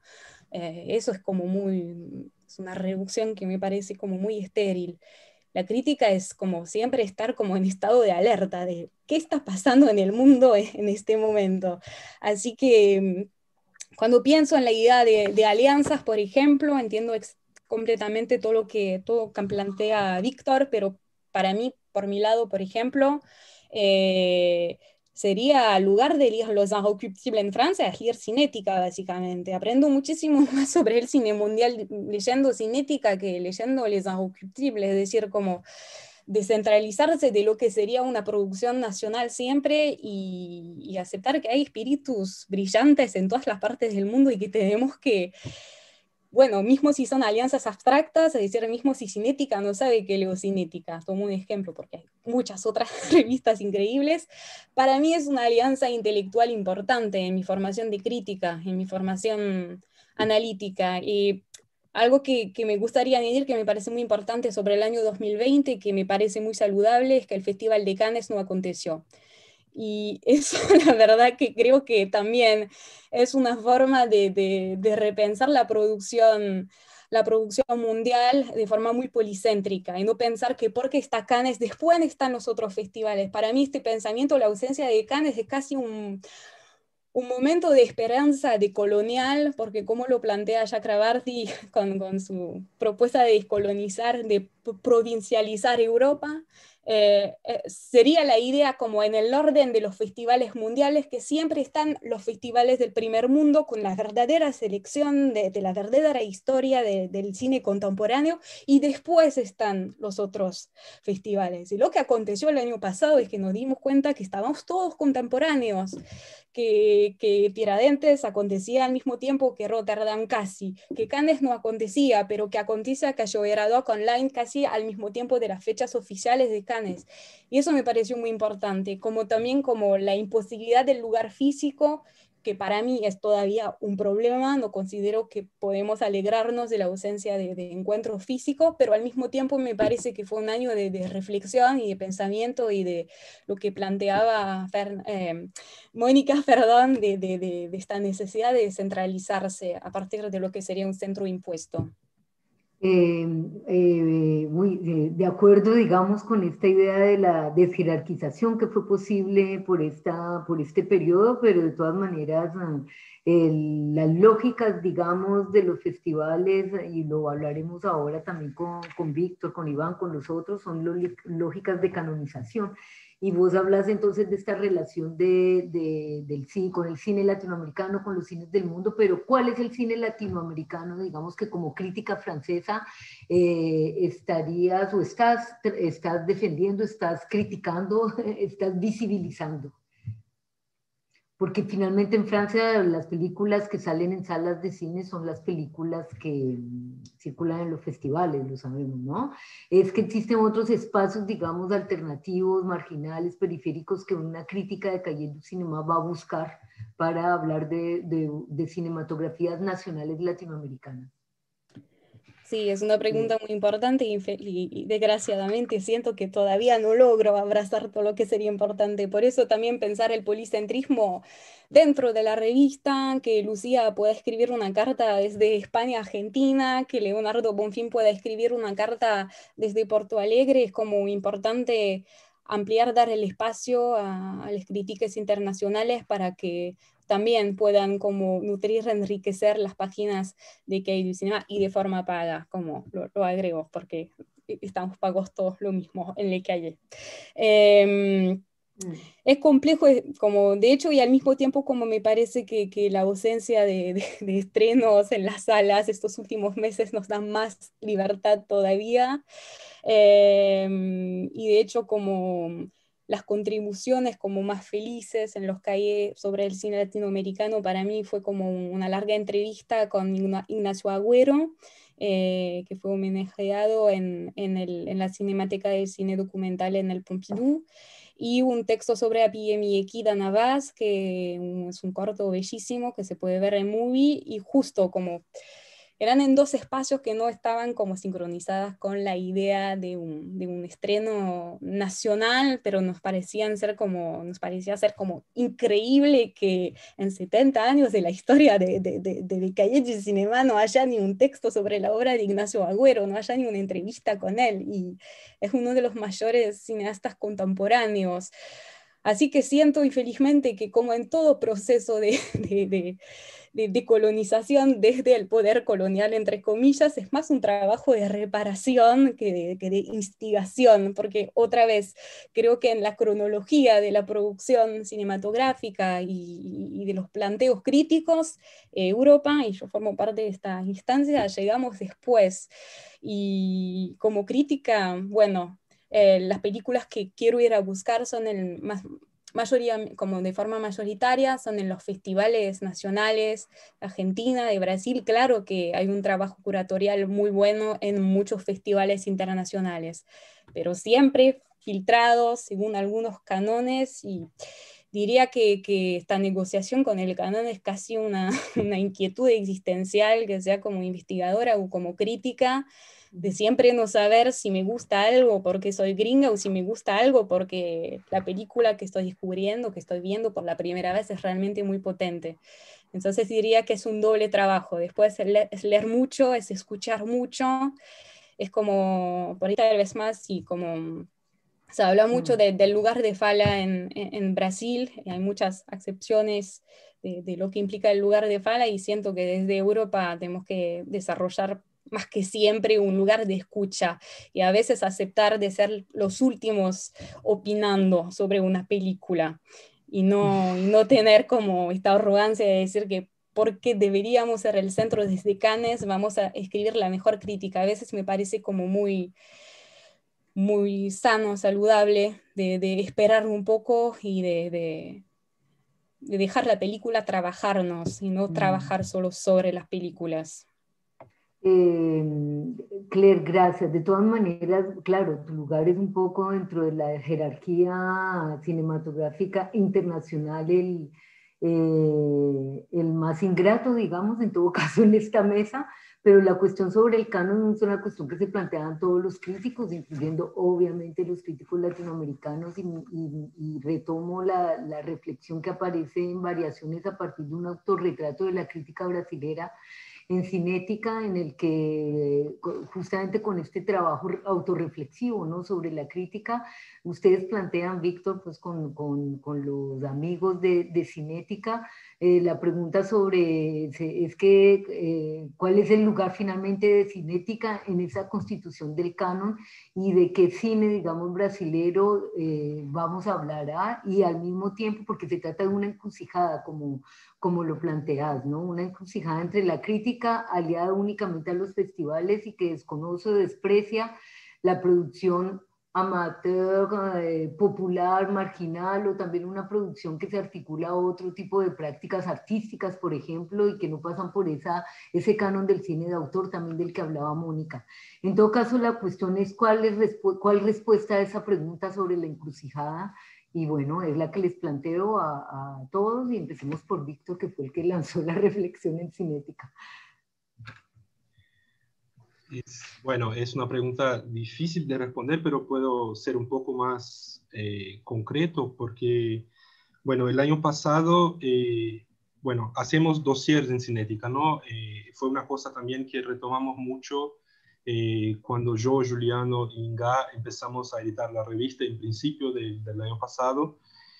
Una idea que teníamos era retomar la idea de hacer esfuerzos colectivos de pensamiento en cinética sobre temas o películas o autores y autoras, porque era algo que con la revista antes tenía hace 5 años tenía ediciones de 2-3 meses en las cuales rellenábamos como si fuéramos una revista impresa, un dossier, ¿no? Un dossier y a cada 2-3 meses publicábamos un conjunto de textos funcionando como si fuéramos una revista impresa, como La Vida Útil, por ejemplo. Lo que estaba bien, pero por el tiempo percibimos que era la hora de asumir la Internet como posibilidad de intervención más libre y no dejar que la revista muera porque tardamos 4 meses, 5 meses, 6 meses para publicar algo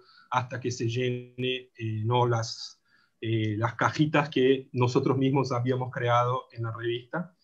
Y en los últimos, no sé, antes del año pasado, entre 2015 y 2019 más o menos, la revista se convirtió más o menos en el opuesto, que era algo tan libre y tan desconectado que se convirtió en una especie de plataforma para cada crítico o cada crítica expresarse de manera libre y autónoma, pero sin mucha conversación entre uno y otro, ¿no? Entonces, lo que queríamos hacer era retomar la posibilidad de pensar en común, ¿no? La posibilidad de volver a hacer esfuerzos colectivos, que nos pusiéramos nosotros mismos de la redacción de la revista en contacto sobre temas o sobre cuestiones.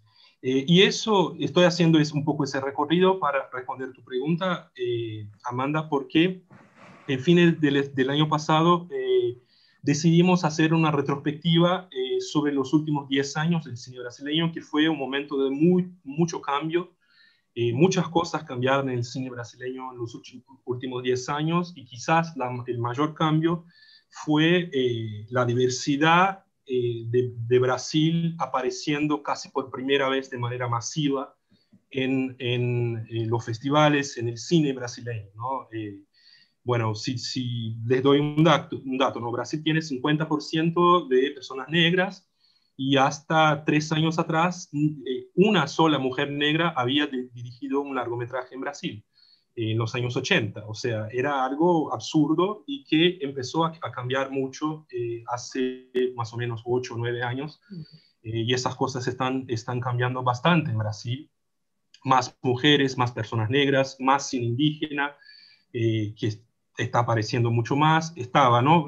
Todo lo que digo es medio difícil porque entre Brasil las cosas cambian tan rápido que es algo que empezó más o menos 2010, 2011 y se cortó en 2018. Entonces, todo lo que digo es antes del 2018 porque no corresponde a lo de ahora, porque ahora es una situación totalmente distinta.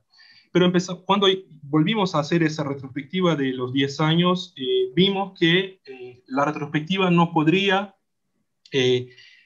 seguir la misma lógica de los festivales y de las salas de cine, porque el cine es mucho más amplio de lo que va a los festivales y de lo que va a las salas de cine, ¿no?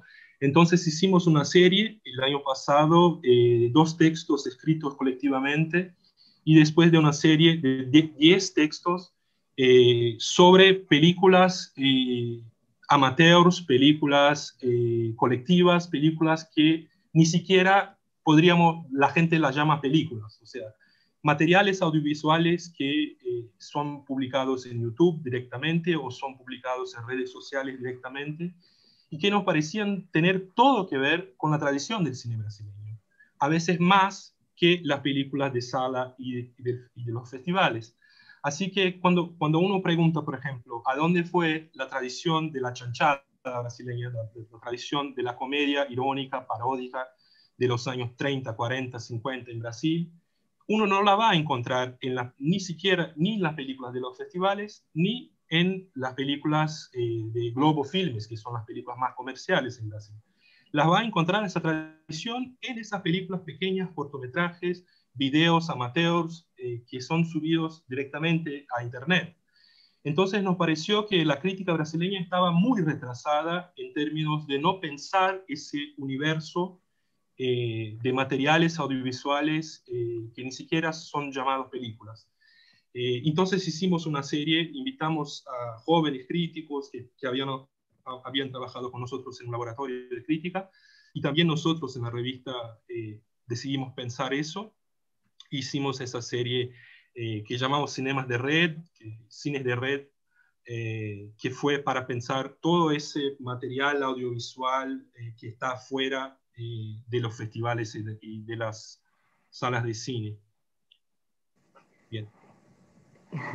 Gracias, Víctor. Bueno, Mónica lo planteó de alguna manera ya también sobre la relación, digamos, de la crítica en un contexto como el peruano. Ya no sé si nos lo planteó aquí o cuando estuvimos conversando, pero en un país como Perú, en el que no existen, según Mónica, figuras canónicas, finalmente la pregunta sobre el rol de la crítica, sobre todo cuáles son las pistas, digamos, que puedes dar cuando te planteas la pregunta cómo lograr interpelar y generar nuevos circuitos, espacios y sensibilidades para el cine peruano.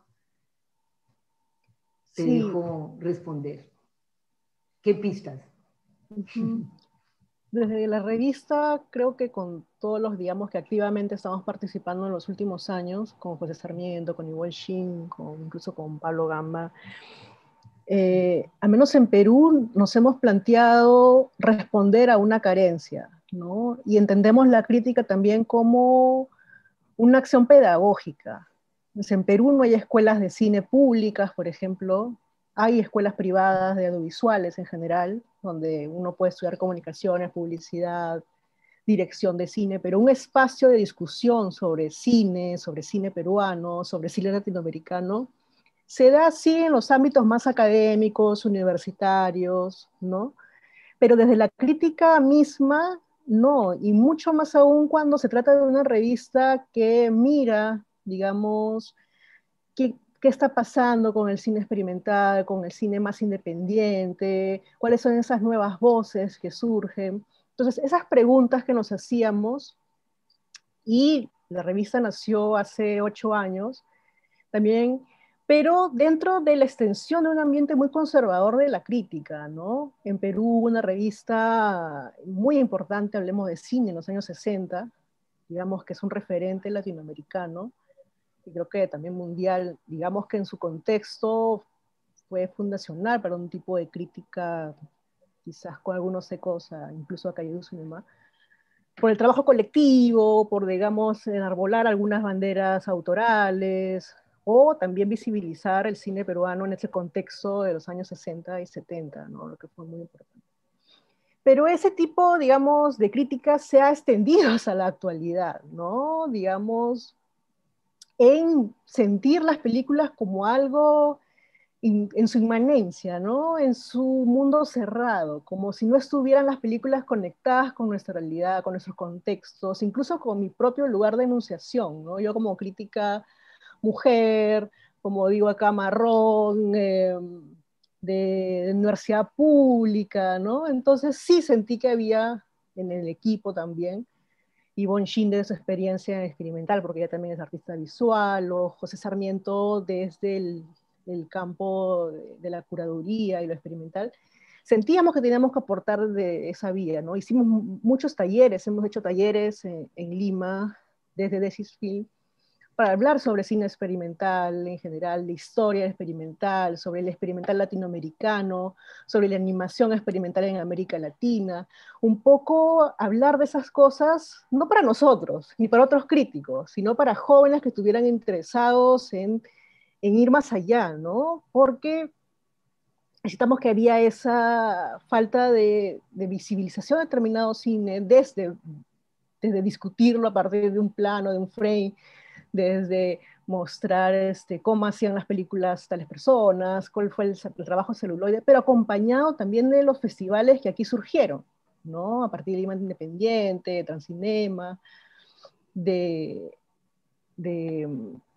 al este de Lima, que propusieron también esos espacios de diálogo, ¿no? Entonces fue como de la mano creo que en conjunto respondieron a esta carencia de discusión, ¿no? Desde la gente que quería hacer cine, porque mucha gente que aquí quería hacer cine tenía como referente solamente Hollywood o solamente el cine más mainstream o el cine latinoamericano que iba con éxito a Estados Unidos, ¿no? O sea, todo el mundo quería hacer Tropa de Élite, todo el mundo quería hacer Roma, pero había otro cine latinoamericano que estaba respondiendo a otras cosas, incluso a esos procesos coloniales desde la misma imagen, de los mismos procesos, de los modos de producción, ¿no? No es lo mismo hacer una película con un discurso colonial que hacer una película desde las formas de producción coloniales, ¿no? O sea, con esos mismos enunciados o las mismas divisiones de trabajo, ¿no? Para las mujeres, para las disidencias. Entonces, creo que en los últimos años se está poniendo en discusión eso a partir de la crítica y de cómo la crítica extiende esos modos de enunciarse, ¿no? No solamente de la escritura, sino desde el videoensayo, de los talleres, la curaduría, la programación, ¿no? Lo veo algo como más abierto a estas alturas, ¿no? Y no tan cerrado solamente como discutir un canon, ¿no? Sino discutir más bien desde dónde estamos y cómo nos relacionamos con los lectores, lectoras y espectadores, ¿no? La pregunta por el canon tenía que ver también con la pregunta sobre la cinematografía nacional, ¿ah? Que en el caso del Perú, como lo has planteado, es complicado, digamos, afirmar designar incluso esta idea de una cinematografía nacional. En el caso de Chile, desde los años 2000 se ha venido configurando eso que le llaman el campo del cine chileno, en el que han participado festivales, críticos y, bueno, obviamente películas, plataformas, etcétera. Y La Fuga, y me imagino que el Gente Cine también han participado en ese campo. La Fuga desde el 2008 publicó un dossier sobre el estado del cine chileno, ¿ah? Al mismo tiempo que nosotros acá en Toulouse estábamos presentando la muestra Emergencia del cine chileno. ¿Cómo vos, Iván, te posicionás ahí frente justamente ese cine que se exporta, ese cine transnacional, digamos, de festivales, como algunos llaman internacional, y el trabajo de la crítica? Bueno, esto es importante, o sea, escuché muy atento la intervención de Mónica y, bueno, pero vamos con este tema. Bueno, es importante como quizá enmarcar la lógica, vamos a poner, de política cultural que existe desde Chile y en Chile, ¿no? Con respecto al financiamiento hubo como un pequeño boom, digamos, de lo que podríamos llamar políticas culturales neoliberales, ¿cierto? Con la idea, ¿cierto?, de esta promoción, digamos, del cine chileno internacional, un gran lobby también de trabajo que significó, ¿cierto?, de las asociaciones de producción nacional, ¿cierto?, con el Estado, ¿no es cierto?, que logró hacia el 2000 ya lleva, ¿cuánto?, 10 años, generar una agencia, que es una agencia que tiene un financiamiento, que es una agencia privada, pero que tiene financiamiento público, que se llama Cinema Chile, que es como una gran, digamos, marca, digamos, de cine chileno de exportación para festivales clase A, digamos, en su mayoría, ¿no? Esto hoy día se consagra, ¿cierto?, se consagra con la reciente nominación, ¿cierto?, al Oscar, digamos, al mejor documental de La Gente Topo, ¿no es cierto?, que hay un trabajo minucioso, ¿no?, de posicionar esa película, ese producto en ese mercado. Es una aspiración también de gran parte, ¿no?, del mercado audiovisual y cinematográfico nacional, que también venía un poco de la mano de Sebastián Lelio, ¿no?, Pablo Larraín, que son, digamos, los grandes nombres. O sea, digamos, ¿no? Y por otro lado, yo mismo, digamos, participé de algún modo en esa como fabricación, podríamos decir, ¿cierto?, de lo que fue el novísimo cine chileno. Bueno, salió el libro, eso fue un libro colectivo donde, digamos, fue editado Ascanio Cavallo y Gonzalo Massa, donde invitaron a gran parte de la camada, comillas, o de gran parte del grupo que estaban en distintos lugares de la crítica del cine con los nuevos realizadores que estaban emergiendo. Había un diverso panorama ahí, hay cineastas que, digamos, optaron, habían lógicas de producción muy diferentes. Estoy hablando desde Mandril, un cineasta como de Ernesto Díaz, ¿cierto?, que hace como un cine pop, ¿cierto?, comercial, a José Luis Sepúlveda y Carolina Dariasola, que hacen un cine under, marginal, ¿cierto?, y con un posicionamiento social y político muy fuerte, ¿no? Entonces era como una...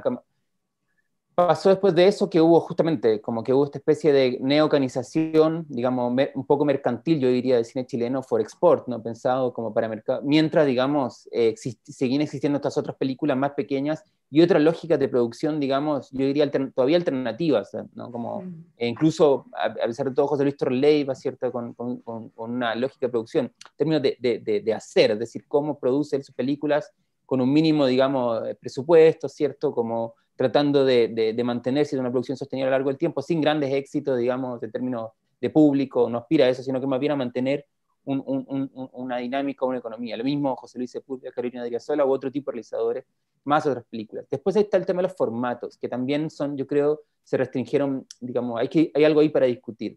No solo en el caso de Ignacio Agüero y el cine documental, un tipo de cine documental que se demoró muchísimo en encontrar, digamos, el lugar, digamos, digamos, la canonización o la validación en el circuito nacional. Eso también fue un trabajo muy largo de parte de los documentalistas y la asociación de documentalistas que fueron, digamos, de algún modo luchando por ese espacio, ¿no?, al marco de la producción nacional, el gran trabajo de Chile Doc, generar un circuito de distribución nacional que fue Miradoc, donde se estrenan documentales, ¿cierto?, a nivel nacional, en salas, ¿no?, en fin, y otras agencias, digamos, de distribución. Y por último, ya termino con esto, el cine y video experimental, que es también algo que a mí también me interesó, o me interesa muchísimo, digamos, saqué un libro sobre eso, digo me interesó porque sé hace unos 3, 4 años, pero digamos que también es otra pregunta, ¿no? Yo creo que a esta, digamos, en el fondo lo que quiero señalar aquí es que necesitamos una apertura, ¿cierto?, de los criterios y de las formas de comprensión, asimilando un poco estas preguntas que plantea Mónica, ¿no? Cómo solamente, no se trata solamente de la tematización, sino que también de la forma de producción, y cómo eso también, digamos, el lugar de la crítica permite o no abrir, digamos, estas otras dinámicas y esta observación, digamos, yo diría cómplice y un poco productiva, ¿cierto?, de esas otras producciones menores, de denunciaciones también radicales, ¿cierto?, políticas, ¿cierto?, en el fondo, la radicalización política y estética. Yo creo que apuntar un poco hacia allá es lo que a mí me va como interesando, ¿no?, como ir un poco radicalizando la discusión, finalmente. Eso. Bueno, tiene que ver con el tema también de los gustos, ¿no? Y del cine que nos interesa y les interesa a cada uno de ustedes. La pregunta para Fernanda sería también en el sentido de que más allá de cuál es el cine, es también cómo abordar ese cine, ¿ah? Porque en el trabajo que hiciste, en la crítica que escribí sobre la película de Cuarón y mi mamá también plantea de alguna manera la cuestión de la recepción y de los públicos, ¿no? Y cómo el crítico asume, aborda una película que, por ejemplo, ha tenido una circulación internacional, un reconocimiento. Fernanda, cuéntanos un poco, y el tiempo se nos está acabando, señores críticos y críticas. Así que ahí vamos. Y bueno, claro que creo que todos como críticos tenemos siempre dudas ante nuestra reacción, sobre nuestra reacción ante cinematografías nacionales, que no son las nuestras, ¿no? Y ya ni siquiera desde una relación de poder o desde una relación vertical, sino simplemente por desconocimiento de los contextos. Yo cada vez que comento una película, no sé, como Canción sin Nombre, o como Retablo, o como Agente Topo, siempre tengo un temor terrible de no estar percibiendo estas particularidades que se me están escapando simplemente por no haber crecido en ese contexto. Ya no se diga así, quizá al hablar de Agente Topo y decir que me gusta, por decirlo de una forma, estoy quizá apoyando una producción que está siendo apoyada por un aparato mucho más grande y que en ese sentido estoy siendo no cómplice, sino que estoy siendo redundante. No sé si me explico, siempre está ese temor de que con qué está siendo cómplice o en qué está siendo ignorante ante una película. Pero creo que al final, y como sucedió con Roma, que es una película que aquí mismo dentro de México polarizó, porque había quien la entendió como un retrato autocomplaciente de un hombre como es Alfonso Cuarón, de una clase media alta que estaba reflexionando sobre su propia relación con un estrato social menor, y entonces como se entendía la película como una especie de autoperdón, una especie como de reconciliación en donde él mismo llegaba a términos con algo que el país mismo no había llegado a buen término, y sin embargo críticos extranjeros la recibieron por otro lado. Es decir, creo que una película sí es honesta a sus propias particularidades, y si un director o si un creador lo es, va a llegar a distintos públicos por distintas razones, y que creo que como crítico yo por lo menos que puedo intentar hacer es estar abierta a esas emociones, a esas sensaciones que me despierta una película de la que quizá desconozco no sé, detalles que se me puedan escapar del contexto, o qué es lo que viene detrás, o cómo se puede interpretar. Intento ser honesta ante mi primera reacción, intento compartir mi entusiasmo si es el caso, intento compartir mis reparos si es el caso, intento articularlos, intento argumentarlos. Eso es como mi única herramienta en un primer momento. Por supuesto que después das 2 pasos detrás y dices, y lo analizas. Pero volviendo al tema de la poca difusión que tiene de por sí el cine latinoamericano dentro de los países latinoamericanos, yo agradezco mucho cuando se me da a conocer, cuando se me da la oportunidad de entrada a conocer o tener acceso a una película latinoamericana. Y yo trato de contribuir a eso primero, antes que otras cosas. No sé si esto responde a la pregunta. Sí, gracias, Fernanda. Lucía, en tu caso, tu relación, digamos, con ese momento en el que el nuevo cine argentino emerge es particular porque llegaste cuando ya se había acabado, digamos, ese boom, aunque digamos que la dinámica sigue existiendo, pero bueno, quisiera que me hablaras de eso, de la relación además muy, muy generalizada de alguna manera que pueden tener los argentinos con esta idea misma de un cine nacional, y qué relación de la crítica y una crítica como vos con esta dinámica, con estos procesos. Claro, nosotros, cuando todos los críticos que escriben en La Vida Útil somos un poco, nuestra generación es posterior a la canonización del cine argentino, lo cual es interesante porque cuando nosotros ya vamos a la universidad, digamos, el cine argentino fue canonizado, el nuevo cine argentino, ¿no? A principios de los 2000, y a partir de entonces, de alguna manera, tiene una presencia súper numerosa en el ámbito internacional. Después ya hablar de la cuestión colonial, ahí, eso, tendremos que hacer otro panel, pero digo, el cine argentino circula mucho en el mundo, entonces para nosotros ya era como,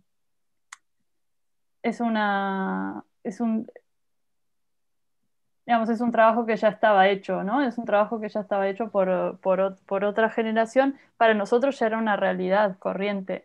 Yo creo que quizás eso tenga que ver con que La Vida Útil, si bien el 90% de los críticos son argentinos, nuestro contenido en la revista no es...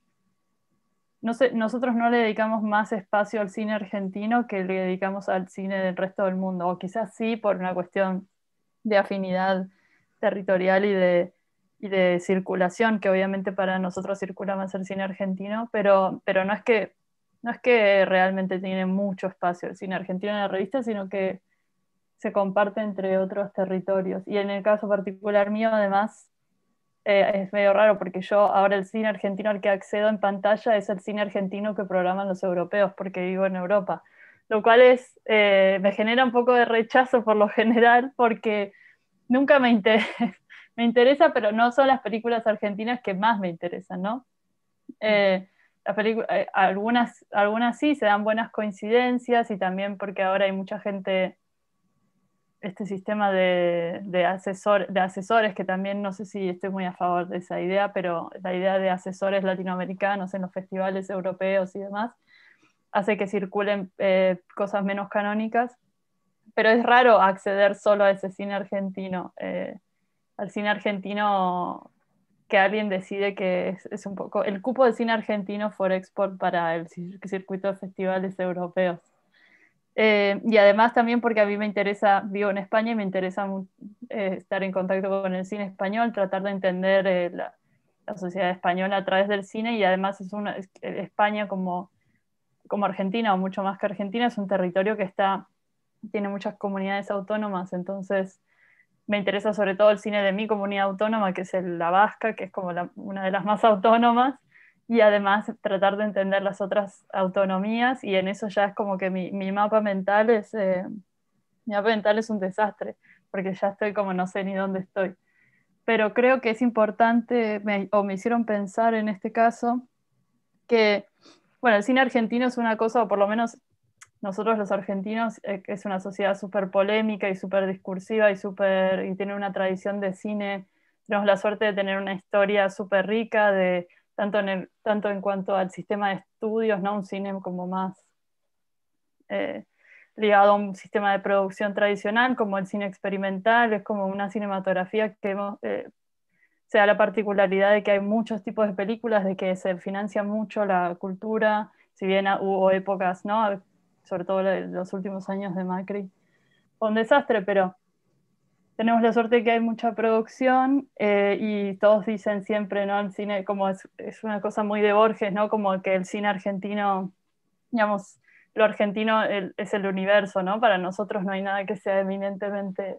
el cine argentino puede ser cualquier cosa, pero sí es cierto que hay una idiosincrasia argentina, como hay una idiosincrasia latinoamericana también, y a mí lo que más me preocupa de esto no es tanto, me preocupa más, o en esta cuestión que estaban hablando de como alcances culturales y de poder estar frente a una película y realmente comprender qué es lo que está sucediendo ahí, creo que ahí estamos mucho más desconectados de otros terrenos periféricos como África y como Asia, donde ahí sí, como me veo frente a una duda, que creo que es importante como desde la labor crítica, como pararse frente a eso desde la duda, como decir, no sé realmente si estoy entendiendo esto, ¿no? No sé si puedo hacer una afirmación, no sé si hasta debería hacer una afirmación absoluta sobre esto. Me pasó hace poco con la última película de Kazuo Hara, Reiwa Uprising, pero yo no sé no tengo absolutamente ninguna herramienta para entender este movimiento político. Y a partir de ahí es donde hay que empezar a trabajar, creo. Buenísimo todo, gracias por el aporte de todo el mundo. Teníamos un pequeño juego al final, pero se nos acabó el tiempo. Estamos en una temporalidad de la aceleración y el espacio virtual creo que nos lo impone aún más. Vamos a tener que buscar un espacio crítico largo, puede ser la revista Cinema de América Latina, y hago la publicidad para continuar la reflexión, y en todo caso, bueno, espero que sigamos conversando. Para mí fue un espacio muy estimulante, espero que para ustedes también y que para la gente que nos está escuchando también, que las 2 horas no se les haya convertido en algo eterno y que se hayan podido conectar con todas estas preguntas, porque también hay muchas preguntas ahí, ¿no? En el terreno. Y bueno, creo que es un espacio buenísimo esta conexión con la crítica, la verdad. Les agradezco mucho, mucho, mucho de haber aceptado, de estar acá, de haber compartido todas sus historias, experiencias y bueno, todas las problemáticas con las que andan viviendo y pensando. Muchas gracias a Elena, muchas gracias a los intérpretes, muchas gracias al festival por todo este esfuerzo técnico, porque la verdad no estamos acostumbrados tampoco a este ejercicio. En todo caso es la primera y creo que, bueno, con los invitados que tenemos acá, creo que ha sido, en todo caso, esa es la percepción que tengo desde el otro lado, un espacio súper interesante y exitoso. Así que bueno, ¿qué nos decimos? Nos decimos chao y hasta la próxima. Chao, gracias a todos. Chao, gracias Un a todos. abrazo. Muchas Chao, gracias a gracias. todos. Hasta pronto.